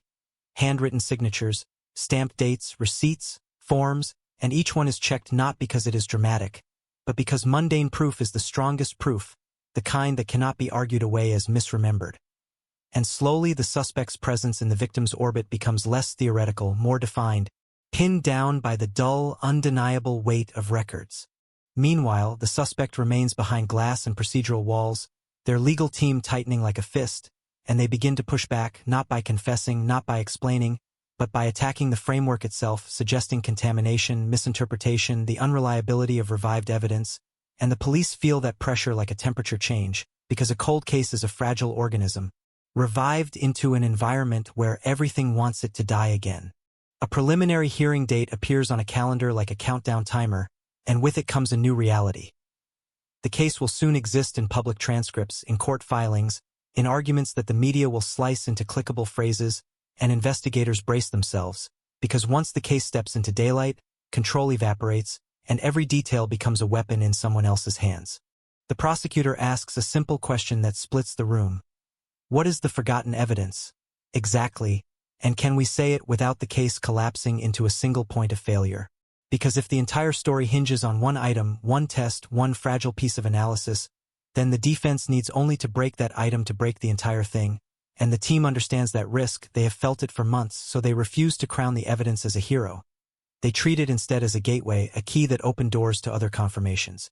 They build redundancy like armor, pairing forensic findings with documentary proof, pairing behavioral patterns with opportunity, pairing witness recollections with hard records, because in court, corroboration is everything, and the goal is not to overwhelm a jury with complexity but to lead them through a corridor of facts where every door they try to open leads to the same conclusion. Outside, the victim's family lives in a strange second shock. The first shock was the death. The second shock is the case waking up again, and they move through their days as if balancing on glass, afraid that one wrong step, one bad headline, one procedural mistake, one insufficient evidence ruling, will drop them back into the old silence, so they watch the news cautiously, speak to investigators in short, careful conversations, and try not to hope too loudly. The media begins pulling old clips, and suddenly Berlin is watching itself from 2001. Seeing the grainy shots of police tape, the same stairwell, the same apartment building, the same solemn reporter voices, and that temporal overlap gives the story a haunted quality. Like the city is being forced to look at its younger face and admit what it failed to resolve. Talk radio fills the gaps with speculation. Strangers call in with theories, some confident, some absurd, and detectives hear the noise through colleagues and family members and friends who can't resist asking questions. And it becomes another burden, because when the public starts guessing, they also start rewriting, and rewritten stories infect juries, contaminate witnesses, distort memory. So prosecutors request protective measures, controlled disclosures, carefully staged press briefings that release just enough information to prevent chaos without feeding it. Even so, the rumors multiply, and in the suspect's old neighborhood, people begin to reframe ordinary interactions into ominous signs, claiming they always felt something was off, that the person was too quiet, too controlled, too normal, and investigators know how unreliable those retroactive instincts are. how easily the mind edits its past to match the present. But they also know those rumors can reveal leads, because gossip sometimes hides truth in its shadow. A former acquaintance comes forward, not with a confession, not with a definitive statement, but with a detail they never considered important until now, a story about a comment made years ago, a sudden disappearance from a social circle, an odd fixation, a strange sensitivity whenever the cold case was mentioned in the news, and that small detail is treated like a live wire, not because it proves anything, but because it suggests the suspect carried the case like a secret that could be triggered by the right word. Investigators follow the thread, check dates, verify contact, cross-reference location, and the thread holds just enough to be woven into the larger structure, another strand in the net, and the net is what they need because cold cases are rarely solved by one dramatic discovery. They are solved by accumulation so dense it becomes inescapable. The suspect's legal team requests access to the evidence, challenges admissibility, and forensic specialists prepare for battle. Because the courtroom is not a lab, it is a stage where expertise is questioned and confidence can be mistaken for truth, and experts know they will be pushed hard. Margins of error, contamination risk, handling protocols from 2001, storage conditions, degradation, everything that time can ruin will be presented as a reason to doubt. So the forensic narrative is sharpened, not exaggerated, sharpened, careful wording, conservative claims, clarity without overreach, because overreach is a gift to the defense, and conservative truth is harder to break. Behind closed doors, detectives revisit the suspect's interview again, the calm answers, the slight pauses, the selective specificity, and now those pauses carry a new weight, because they align with facts the suspect could not have known unless they were closer to the crime than they admitted, and that alignment is not presented as psychology, but as logic. When a person's story bends to fit new information too quickly, it suggests the story was designed for flexibility, not accuracy. The pressure builds as the hearing approaches, not only on the prosecution, but on the suspect, and the team watches for fractures, for shifts in posture, for sudden legal moves that suggest panic. Requests for bail, changes in counsel, attempts to suppress key items, and each move is interpreted like a pulse reading, the silent language of someone calculating survival. And still, the suspect remains quiet, disciplined, refusing to feed the narrative, refusing to become a villain on camera, because some people understand that silence is power, that the less you give the public, the less they can use to build a myth around you. But the investigators do not need a myth, they need a chain, and they keep forging it, link by link, until the day arrives when the case steps into court and Berlin, breath held, learns that cold case solved is not a headline, it is a claim that must survive the sharpest light the city can shine. The courthouse air is different from the streets outside, colder, drier, stripped of color, as if the building itself is designed to drain emotion from everything that enters, and yet on the morning the hearing begins, emotion leaks in any way, carried on shoes, on coats, on whispered conversations, on the restless shifting of people who have come to witness what Berlin rarely gets to see in real time. The past being argued into the present. The corridors fill early, journalists setting up like they've rehearsed this moment for years, cameras angled toward doors that will open on schedule, microphones waiting for statements that will be measured and unsatisfying, and behind them, members of the public pretending they're here for civic duty when what they really want is closure by proximity. The feeling that standing near a courtroom makes you closer to truth. Inside, the victim's family arrives quietly, not as a group hungry for vengeance, but as people who have spent too long learning how to survive without answers, and now they must sit in a room where those answers might finally form, and that possibility is terrifying because certainty has consequences, because certainty changes how you remember, how you forgive, how you breathe. The suspect is brought in without drama, escorted through side entrances, no crowd to shout, no angry hands reaching out, only a procedural path through hallways that smell faintly of paper and disinfectant, and when they appear, they do not look like the monster the headlines have begun to draw. They look like someone ordinary, someone whose face could disappear into a supermarket line, and that ordinariness lands like an insult because it forces everyone watching to confront a truth that makes society uncomfortable. Evil does not always announce itself. The courtroom settles into its ritual, the judge taking their place, the prosecutor's files stacked neatly, the defense arranged with a calm that feels almost arrogant, and every sound seems amplified. Pages turning, pens clicking, the soft scrape of chairs, because silence is the background against which history is about to speak. The prosecutor stands first, not with theatrical fury, but with a controlled tone that treats the case like what it is. Not a story, not a headline, but a structure that must hold weight, and they begin by placing Berlin back in 2001. Not poetically, not nostalgically, but clinically, outlining the scene, the absence of forced entry, the lack of obvious chaos, the conclusion that whoever entered the apartment did so without resistance. And as they speak, the family hears those facts again like fresh cuts, because repetition doesn't dull pain, it clarifies it. Then the prosecutor does something deliberate, something strategic. They refuse to make the forgotten evidence the hero of the narrative. They present it instead as the turning point that reopened doors, a key that led investigators to confirmations they did not have before, because they know the defense will try to break that key, and a case cannot live or die on a single object, not after decades. The defense rises with that practiced confidence that comes from knowing their job is not to solve the crime, only to infect certainty, and they begin exactly where cold case defenses always begin.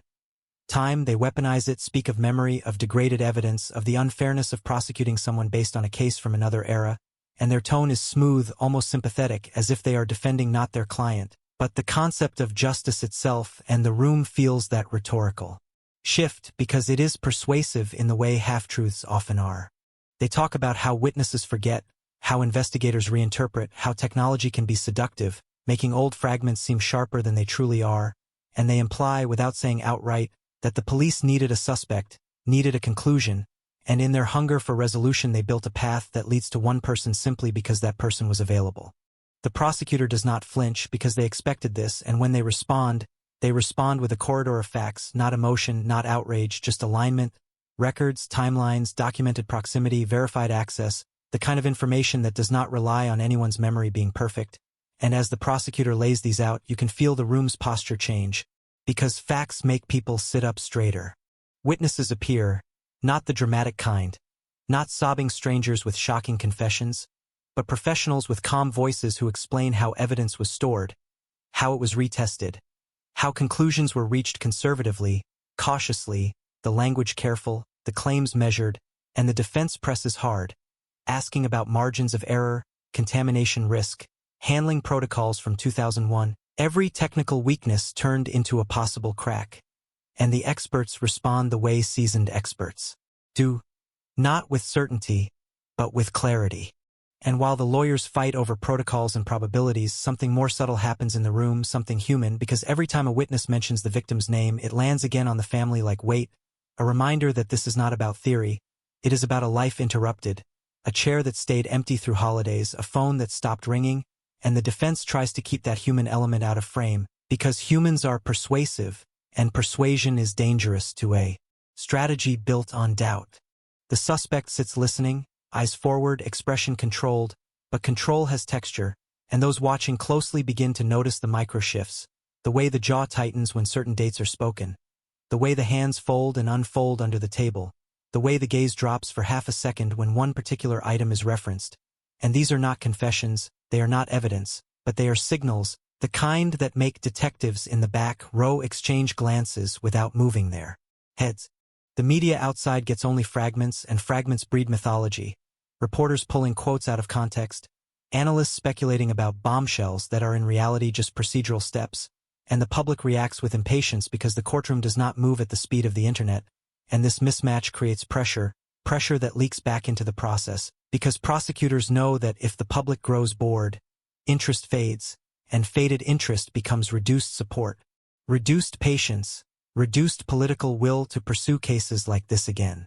Still, inside the room, the process continues, slow, deliberate, the judge listening with a face designed to reveal nothing, weighing whether the evidence presented is enough to proceed, whether this case has a spine strong enough to stand through trial, and that decision, though it sounds procedural, is monumental, because it determines whether the past is allowed to demand a verdict or forced back into silence. At one point, the defense makes a sharp move, introducing the idea that the overlooked evidence could have belonged to anyone, that its connection to their client is not exclusive, that it could be coincidence dressed up as significance, and the room holds its breath because this is the kind of argument that can derail a fragile narrative. And the prosecutor answers by doing what the prosecutor has been preparing to do for months. They widen the lens. They show that the case does not rest on exclusivity alone, it rests on convergence, on multiple independent lines that point the same direction. access without forced entry, documented proximity in that period, patterns of behavior, statements that shift under retesting, and the reanalysis that reopened the file not as a miracle but as a correction, a revision made possible by time and diligence. And then the prosecutor says something that lands harder than any dramatic accusation because it's simple and it's true. If this is coincidence, then it is a coincidence stacked so high it begins to look like design, and design requires a designer, and suddenly the room is not debating theory anymore, it is debating whether coincidence has become implausible.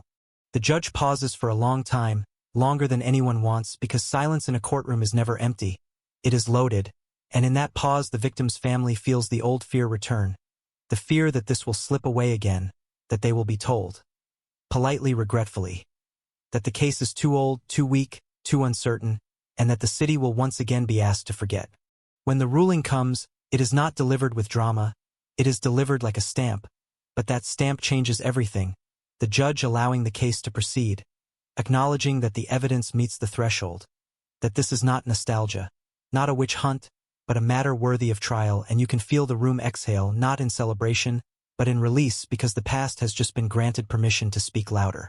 Outside, headlines ignite instantly, phones buzzing, news tickers scrolling, cold case moves forward, Berlin stunned, trial expected, and the public feels the jolt of momentum, but inside the courthouse the investigators do not celebrate, because proceeding is not winning.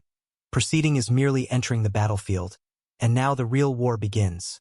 Motions, disclosures, cross-examinations, the slow grind of proving not just that someone could have done it, but that someone did beyond reasonable doubt.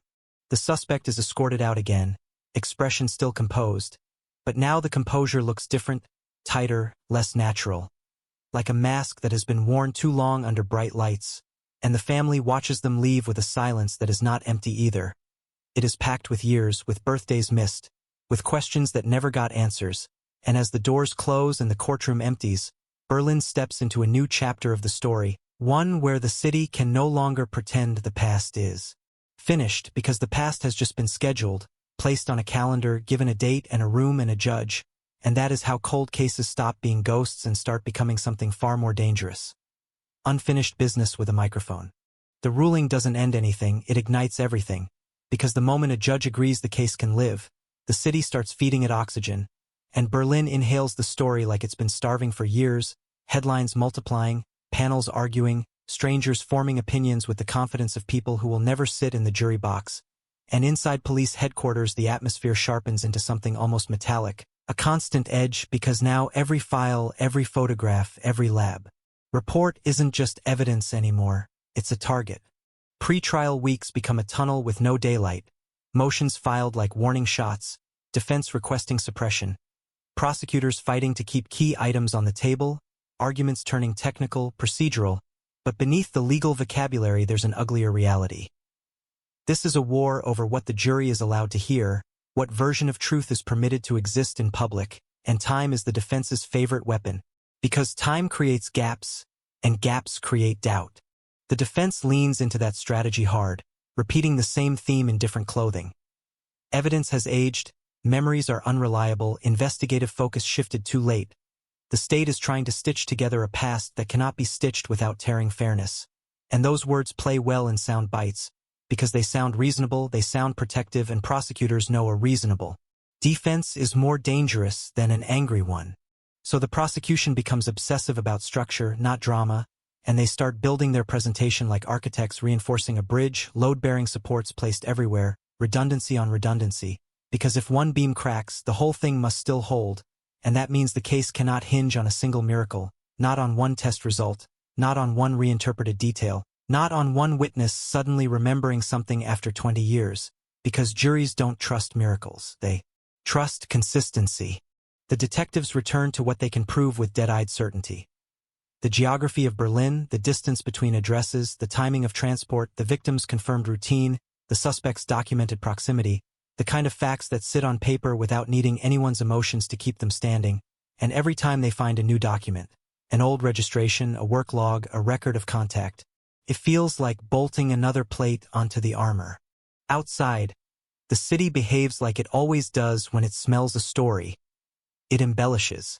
People begin to remember details that weren't there, to retrofit their past into something dramatic, A neighbor claims they saw a suspicious person in 2001. A former colleague insists they always felt something off, and investigators treat these claims with skepticism so strong it borders on cruelty, because they know memory loves attention and attention contaminates memory, and the last thing they need is a witness who becomes a headline instead of a human being. But among the noise, a signal emerges, faint at first, then sharper, not a random caller, not a stranger hungry for relevance, but someone tied to the suspect's life in a way that cannot be dismissed easily. Someone who has been quiet for years because quiet is safer. And when they finally speak to investigators, it's not in public. It's in a small room with a recorder on the table and a glass of water that sits untouched, and their voice carries that unmistakable weight of a person saying something they've avoided saying for too long. They don't offer a confession. They offer discomfort, a memory of a time when the cold case was mentioned in passing, on television, in a newspaper, in a conversation, and the suspect's reaction was too sharp, too fast, the kind of reaction that flashes and then gets forced back down, a sudden shift in mood, a sudden insistence on changing the topic, and to anyone else it would sound like nothing, but to detectives it sounds like a hairline crack in a wall that's been painted over repeatedly. The witness describes small behaviors that gained meaning only later. An old box that the suspect refused to let anyone touch, an odd obsession with keeping certain items from the early 2000s, a pattern of walking away when specific dates or places came up, and the detectives don't treat it as proof, they treat it as glue, another substance to bind together pieces already converging, because in cold cases, psychology isn't enough, but psychology can reinforce what facts already imply. Defense attorneys respond with predictable aggression, looking for ways to undermine credibility, painting the witness as bitter, unstable, motivated by revenge or attention, and prosecutors anticipate this, working to corroborate the witness's timeline with external anchors. Phone records where they exist, travel documents, dates, any hard element that can support the claim that this reaction happened, that this conversation occurred, that this isn't a memory invented by headlines. Meanwhile, forensic experts prepare for a different kind of violence, the kind that happens under oath, where every word is twisted, every margin becomes a weapon, and the defense brings their own experts, people with polished resumes and calm voices who will suggest alternative interpretations, who will remind jurors that science isn't certainty, it's probability, and probability can be argued. The prosecution leans into that reality rather than fighting it, presenting forensic results as one pillar among many, never claiming this proves everything, always framing it as this supports, this aligns, this narrows, because jurors are more willing to trust humility than arrogance, and arrogance is how evidence gets broken. And still, the public keeps demanding the same thing, the same hunger, the same crude question. What was the forgotten evidence? What was the thing that cracked the case? What was the hidden key? And officials keep refusing to romanticize it, because romanticizing an item makes it fragile, makes it singular, makes it easier for the defense to shatter by calling it contamination or coincidence. Behind closed doors, the lead detective is losing sleep, not out of fear of being wrong, but out of fear of being right, because being right means a person has lived free for decades, blending into Berlin's daily motion, and it means the victim's family has been forced to carry unanswered grief while the suspect carried a normal life, and there's something obscene about that asymmetry that doesn't go away simply because an arrest was made. On the street, the suspect becomes a symbol before they become a verdict, and symbols are dangerous because symbols erase nuance, and nuance is what justice is built on, and the defense uses that, warning the court about publicity, about prejudice, requesting changes in jury selection procedures, pushing for limitations, and every request is a reminder that this trial isn't just about guilt. It's about whether a city can still be fair when it's emotionally invested in a conclusion. Jury selection begins like a slow heartbeat. Potential jurors question carefully, asked what they've seen, what they've heard, what they believe, and most insist they can be impartial while their eyes reveal they already have a story in their head. Because people think neutrality is an intention rather than a state, and prosecutors and defense both know the truth. Once you've pictured the headline, you're already leaning. So the process becomes surgical, eliminating those who are too engaged, too outraged, too excited, leaving behind a group that looks unremarkable, average, tired, and that is exactly what the court wants, because justice doesn't need fans, it needs listeners. The night before opening statements, the prosecution team sits in silence around a table covered in paper, photographs, timelines, not because they lack preparation, but because they feel the weight of the first sentence, the first words that will frame the story for 12 strangers. And in a case like this, framing is everything, because if you frame it as a miracle of new science, the defense will attack science. And if you frame it as a heroic detective story, the defense will attack motives, and if you frame it as a tragedy, the defense will warn against emotion. So you frame it as a sequence of facts that leads to one human conclusion, step by step, calm, relentless. The suspect sits in a holding space elsewhere, quiet, isolated, protected by procedure, and no one knows what they are thinking because that's the privilege of the accused. Silence until the state proves its case. And yet silence has its own atmosphere. And this silence feels practiced, familiar, like a room the suspect has lived inside for years, a private chamber where the truth was kept safe from daylight. Morning arrives with the same gray sky Berlin wore back in 2001. The city's weather almost mocking in its symmetry, and the courthouse fills again, reporters whispering, the victim's family taking their seats with hands folded too tightly, the jurors filing in with that nervous stiffness of people about to be given responsibility they didn't ask for. And when the judge calls the court to order, the sound of that gavel lands not like a formality, but like a trigger. The prosecutor stands, and in that first breath before speaking, you can feel the years compressed into a single moment, 2 decades of silence pressing against the present. And the story begins not with blood, not with spectacle, but with something colder, sharper, more terrifying because it's quieter. A door that opened without force, an apartment that looked untouched, a life that ended without witnesses, and the long, long stretch of time during which the person responsible believed the world had moved on, believed the case had died, believed Berlin had forgotten, and the prosecutor's voice cuts through the room with a promise that is both simple and brutal. Berlin may have forgotten, but the evidence didn't. Opening statements don't sound like truth, they sound like intention, each side planting a flag in the minds of 12 strangers who will soon be asked to decide what a city couldn't decide for decades. And the prosecutor speaks first with a tone built for endurance, not fireworks, telling the jury they will not hear a miracle. They will hear a sequence, a chain of facts forged across years, tightened by new analysis, strengthened by old records, and anchored by one central reality that never changed. The victim let someone in, and that someone left. The prosecutor walks them into Berlin 2001 without romance, without cinematic flourishes, because juries distrust poetry when they are asked for verdicts. And yet the facts themselves are cinematic in their coldness. An apartment that shows no forced entry, a morning that should have been ordinary, a death discovered in a room where nothing looks disturbed, and the quiet horror of a crime that behaved like a whisper instead of a scream. They lay out the first pillar, access. In a case without forced entry, access becomes motive's shadow because whoever did this either belonged there or made themselves seem like they did. And the prosecutor promises the jury will see documented proximity, that the suspect was not an abstract figure, not a stranger plucked from thin air, but a real presence near the victim's life, close enough to be admitted through a door that did not break. Then the second pillar, time and persistence. The prosecutor acknowledges what the defense will shout later, that this is old, that memory fades, that evidence ages, and they take the sting out of it by saying it first, openly, telling the jury time is not a reason to stop seeking truth. Time is a reason to seek it carefully, and they insist the case was reopened not because of pressure, but because of an overlooked detail that modern methods could finally test. And that testing did not create guilt, it revealed connections that were already there.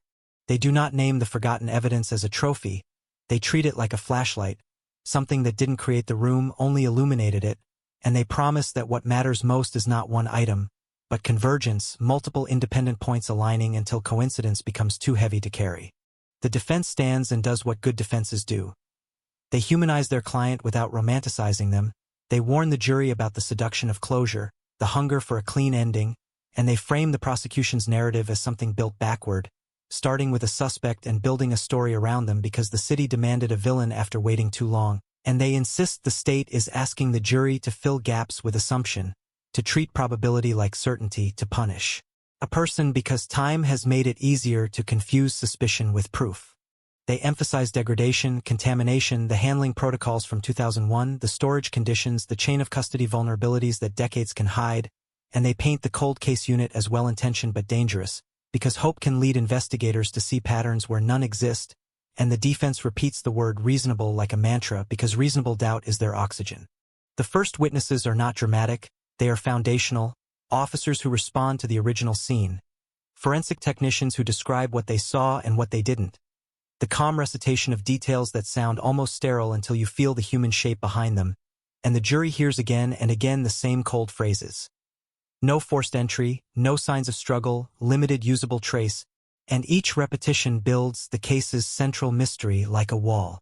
The prosecution introduces photographs and the courtroom changes because images bypass logic and hit the nervous system, and though nothing is shown in graphic detail, the jury is forced to confront the reality that this was not theoretical, not an intellectual exercise. It was a person on a bed, a life stopped, and the victim's family sits rigid, eyes fixed forward, refusing to let grief become spectacle. Cross-examination begins immediately, the defense questioning procedural choices, why certain items were collected, why others were not, whether any assumptions were made early that could have guided the investigation down the wrong road, and witnesses answer with the humility of people who know hindsight is cruel, admitting limitations, acknowledging uncertainty, and the prosecution doesn't fear that humility, because humility makes witnesses credible. Then the trial reaches its most delicate terrain. The moment the old case becomes a new case, the reopening, the reassessment, the overlooked detail that triggered it, and the prosecutor walks carefully here because this is where the defense will strike hardest, accusing investigators of bias, of tunnel vision, of retrofitting facts to match a suspect, and the prosecutor counters by showing a paper trail of method, showing how each step required justification, how each new test was requested, reviewed, verified, and how the suspect's name did not appear as destiny, it appeared as result. When forensic specialists take the stand, the courtroom becomes a laboratory of language, experts explaining in careful terms what modern analysis can and cannot do, what the results suggest, what thresholds were met, what margins exist, and the defense attacks relentlessly, pushing on probability, on contamination possibilities, on the simple truth that science rarely says never, it says highly unlikely, and the jury must be taught how to weigh highly unlikely without being manipulated. By either side, the prosecution keeps returning to the same anchor, access and convergence, reminding the jury that science is not alone here, it aligns with documented proximity, with verified records, with behavioral consistency, and that alignment is what matters, the way independent lines point to the same conclusion without needing any one line to carry the entire burden. Witness after witness adds a small brick, a record clerk describing archive documentation, an investigator explaining how a timeline was rebuilt using transit routes and work logs, a former colleague describing the suspect's presence around that period without slipping into sensationalism, because sensationalism is fragile and facts are heavy, and the prosecution wants heaviness. The defense responds by trying to turn every brick into dust, questioning memory, motive, bias, suggesting witnesses are influenced by publicity, by the desire to be part of a story, and the judge warns the courtroom about speculation, keeping the trial on its narrow track, because trials are not meant to answer every question, they are meant to answer one. Did the state prove its charge beyond reasonable doubt? Then comes the witness who carries something different, not a technical fact but a human discomfort, someone who knew the suspect well enough to notice the small changes, the avoidance, the sharp reaction when the cold case was mentioned years ago, and the courtroom leans forward without realizing it, because humans understand humans, and a jury can feel unease faster than it can understand statistics. The defense attacks this witness viciously, implying bitterness, ulterior motives, unreliable recollection, and the witness holds on, voice trembling but steady, because they are not here to be liked. They are here because they can't carry the weight alone anymore, and the prosecution uses this moment carefully, not to turn the witness into a hero, but to show another alignment. The suspect's behavior is consistent with someone haunted not by tragedy, but by fear of exposure. As the days pass, the courtroom becomes a pressure chamber, the jurors absorbing details until they blur, the victim's family living inside the story again, the suspect maintaining that practiced calm, rarely reacting, eyes forward, posture controlled, and investigators in the back row watch that calm like a second testimony. Because calm can be innocence, but calm can also be training, the kind of training built by years of believing you got away with it. Mid-trial motions erupt like sudden storms, the defense trying to exclude key pieces, the prosecution fighting to keep them, arguments held outside the jury's presence, voices more strained, because this is where cases can be quietly strangled, not by truth, but by technicalities, and every decision from the judge feels like a heartbeat that could go either way. When evidence is allowed, the prosecution adjusts. When evidence is limited, they widen their convergence, always returning to the same relentless logic. The door opened without force, the person who entered had reason to be admitted, and the evidence, old and new, places the suspect inside the circle of access in a way that cannot be explained away by luck. And still, even as the trial builds toward its final stretch, a strange unease remains, because cold cases do not offer clean closure.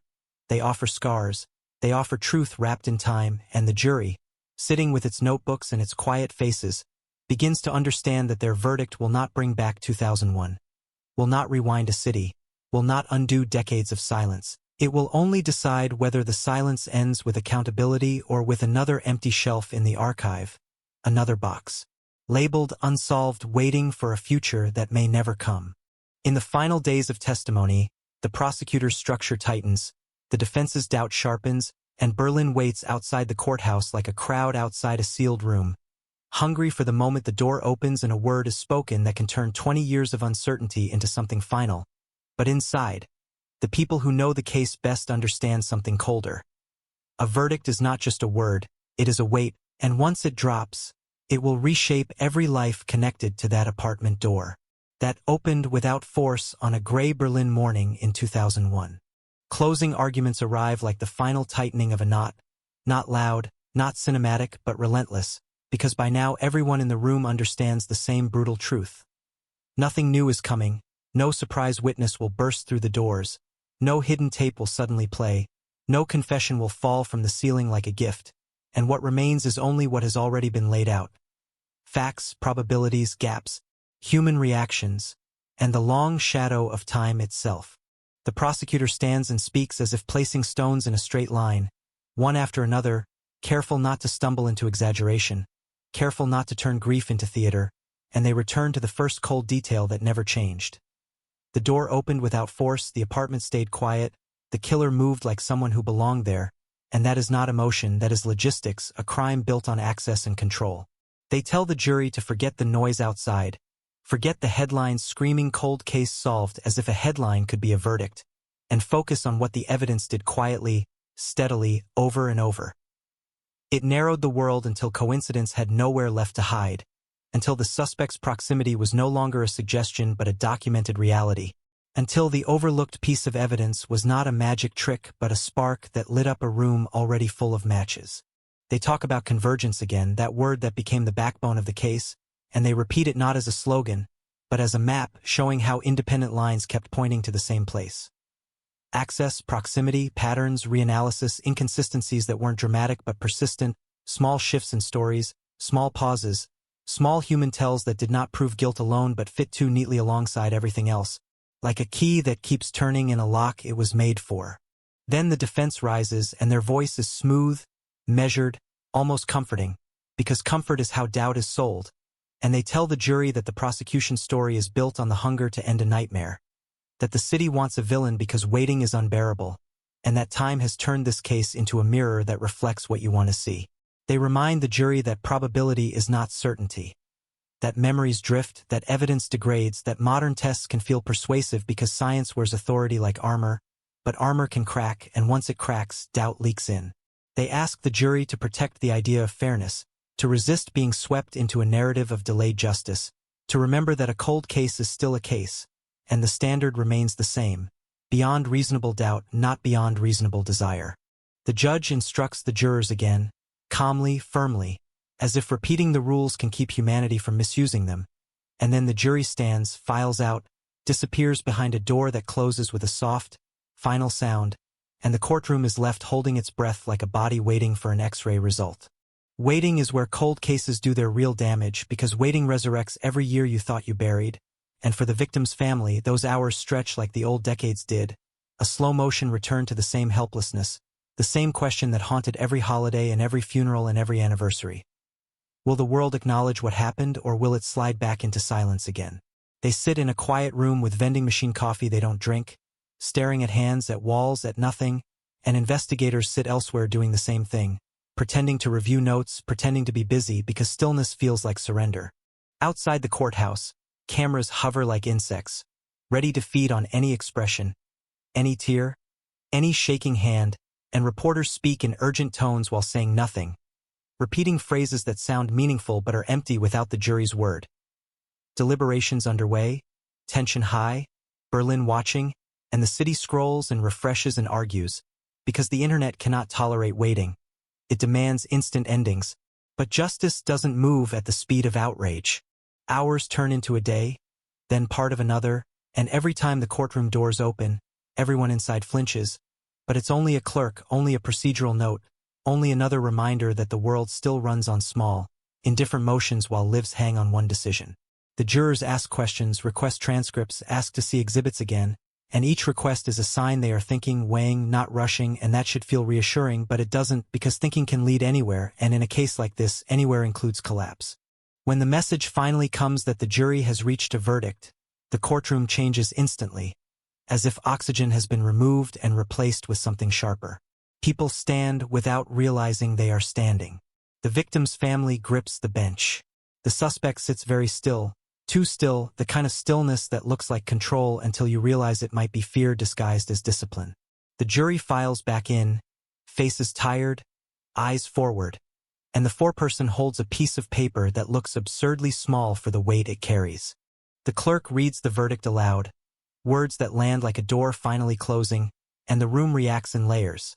An inhale, a gasp that dies quickly, someone's hand flying to their mouth, a quiet sob that sounds more like exhaustion than relief, and for a second the victim's family doesn't move at all, as if their bodies don't trust the sound they just heard, as if joy might be premature, as if life has trained them to wait for the twist, the reversal, the fine print. The judge speaks again, formalities continuing as if the world has not just shifted, sentencing scheduled. Procedures followed, the machine of law grinding forward, and the suspect is escorted out through a side door, the same door used in the beginning.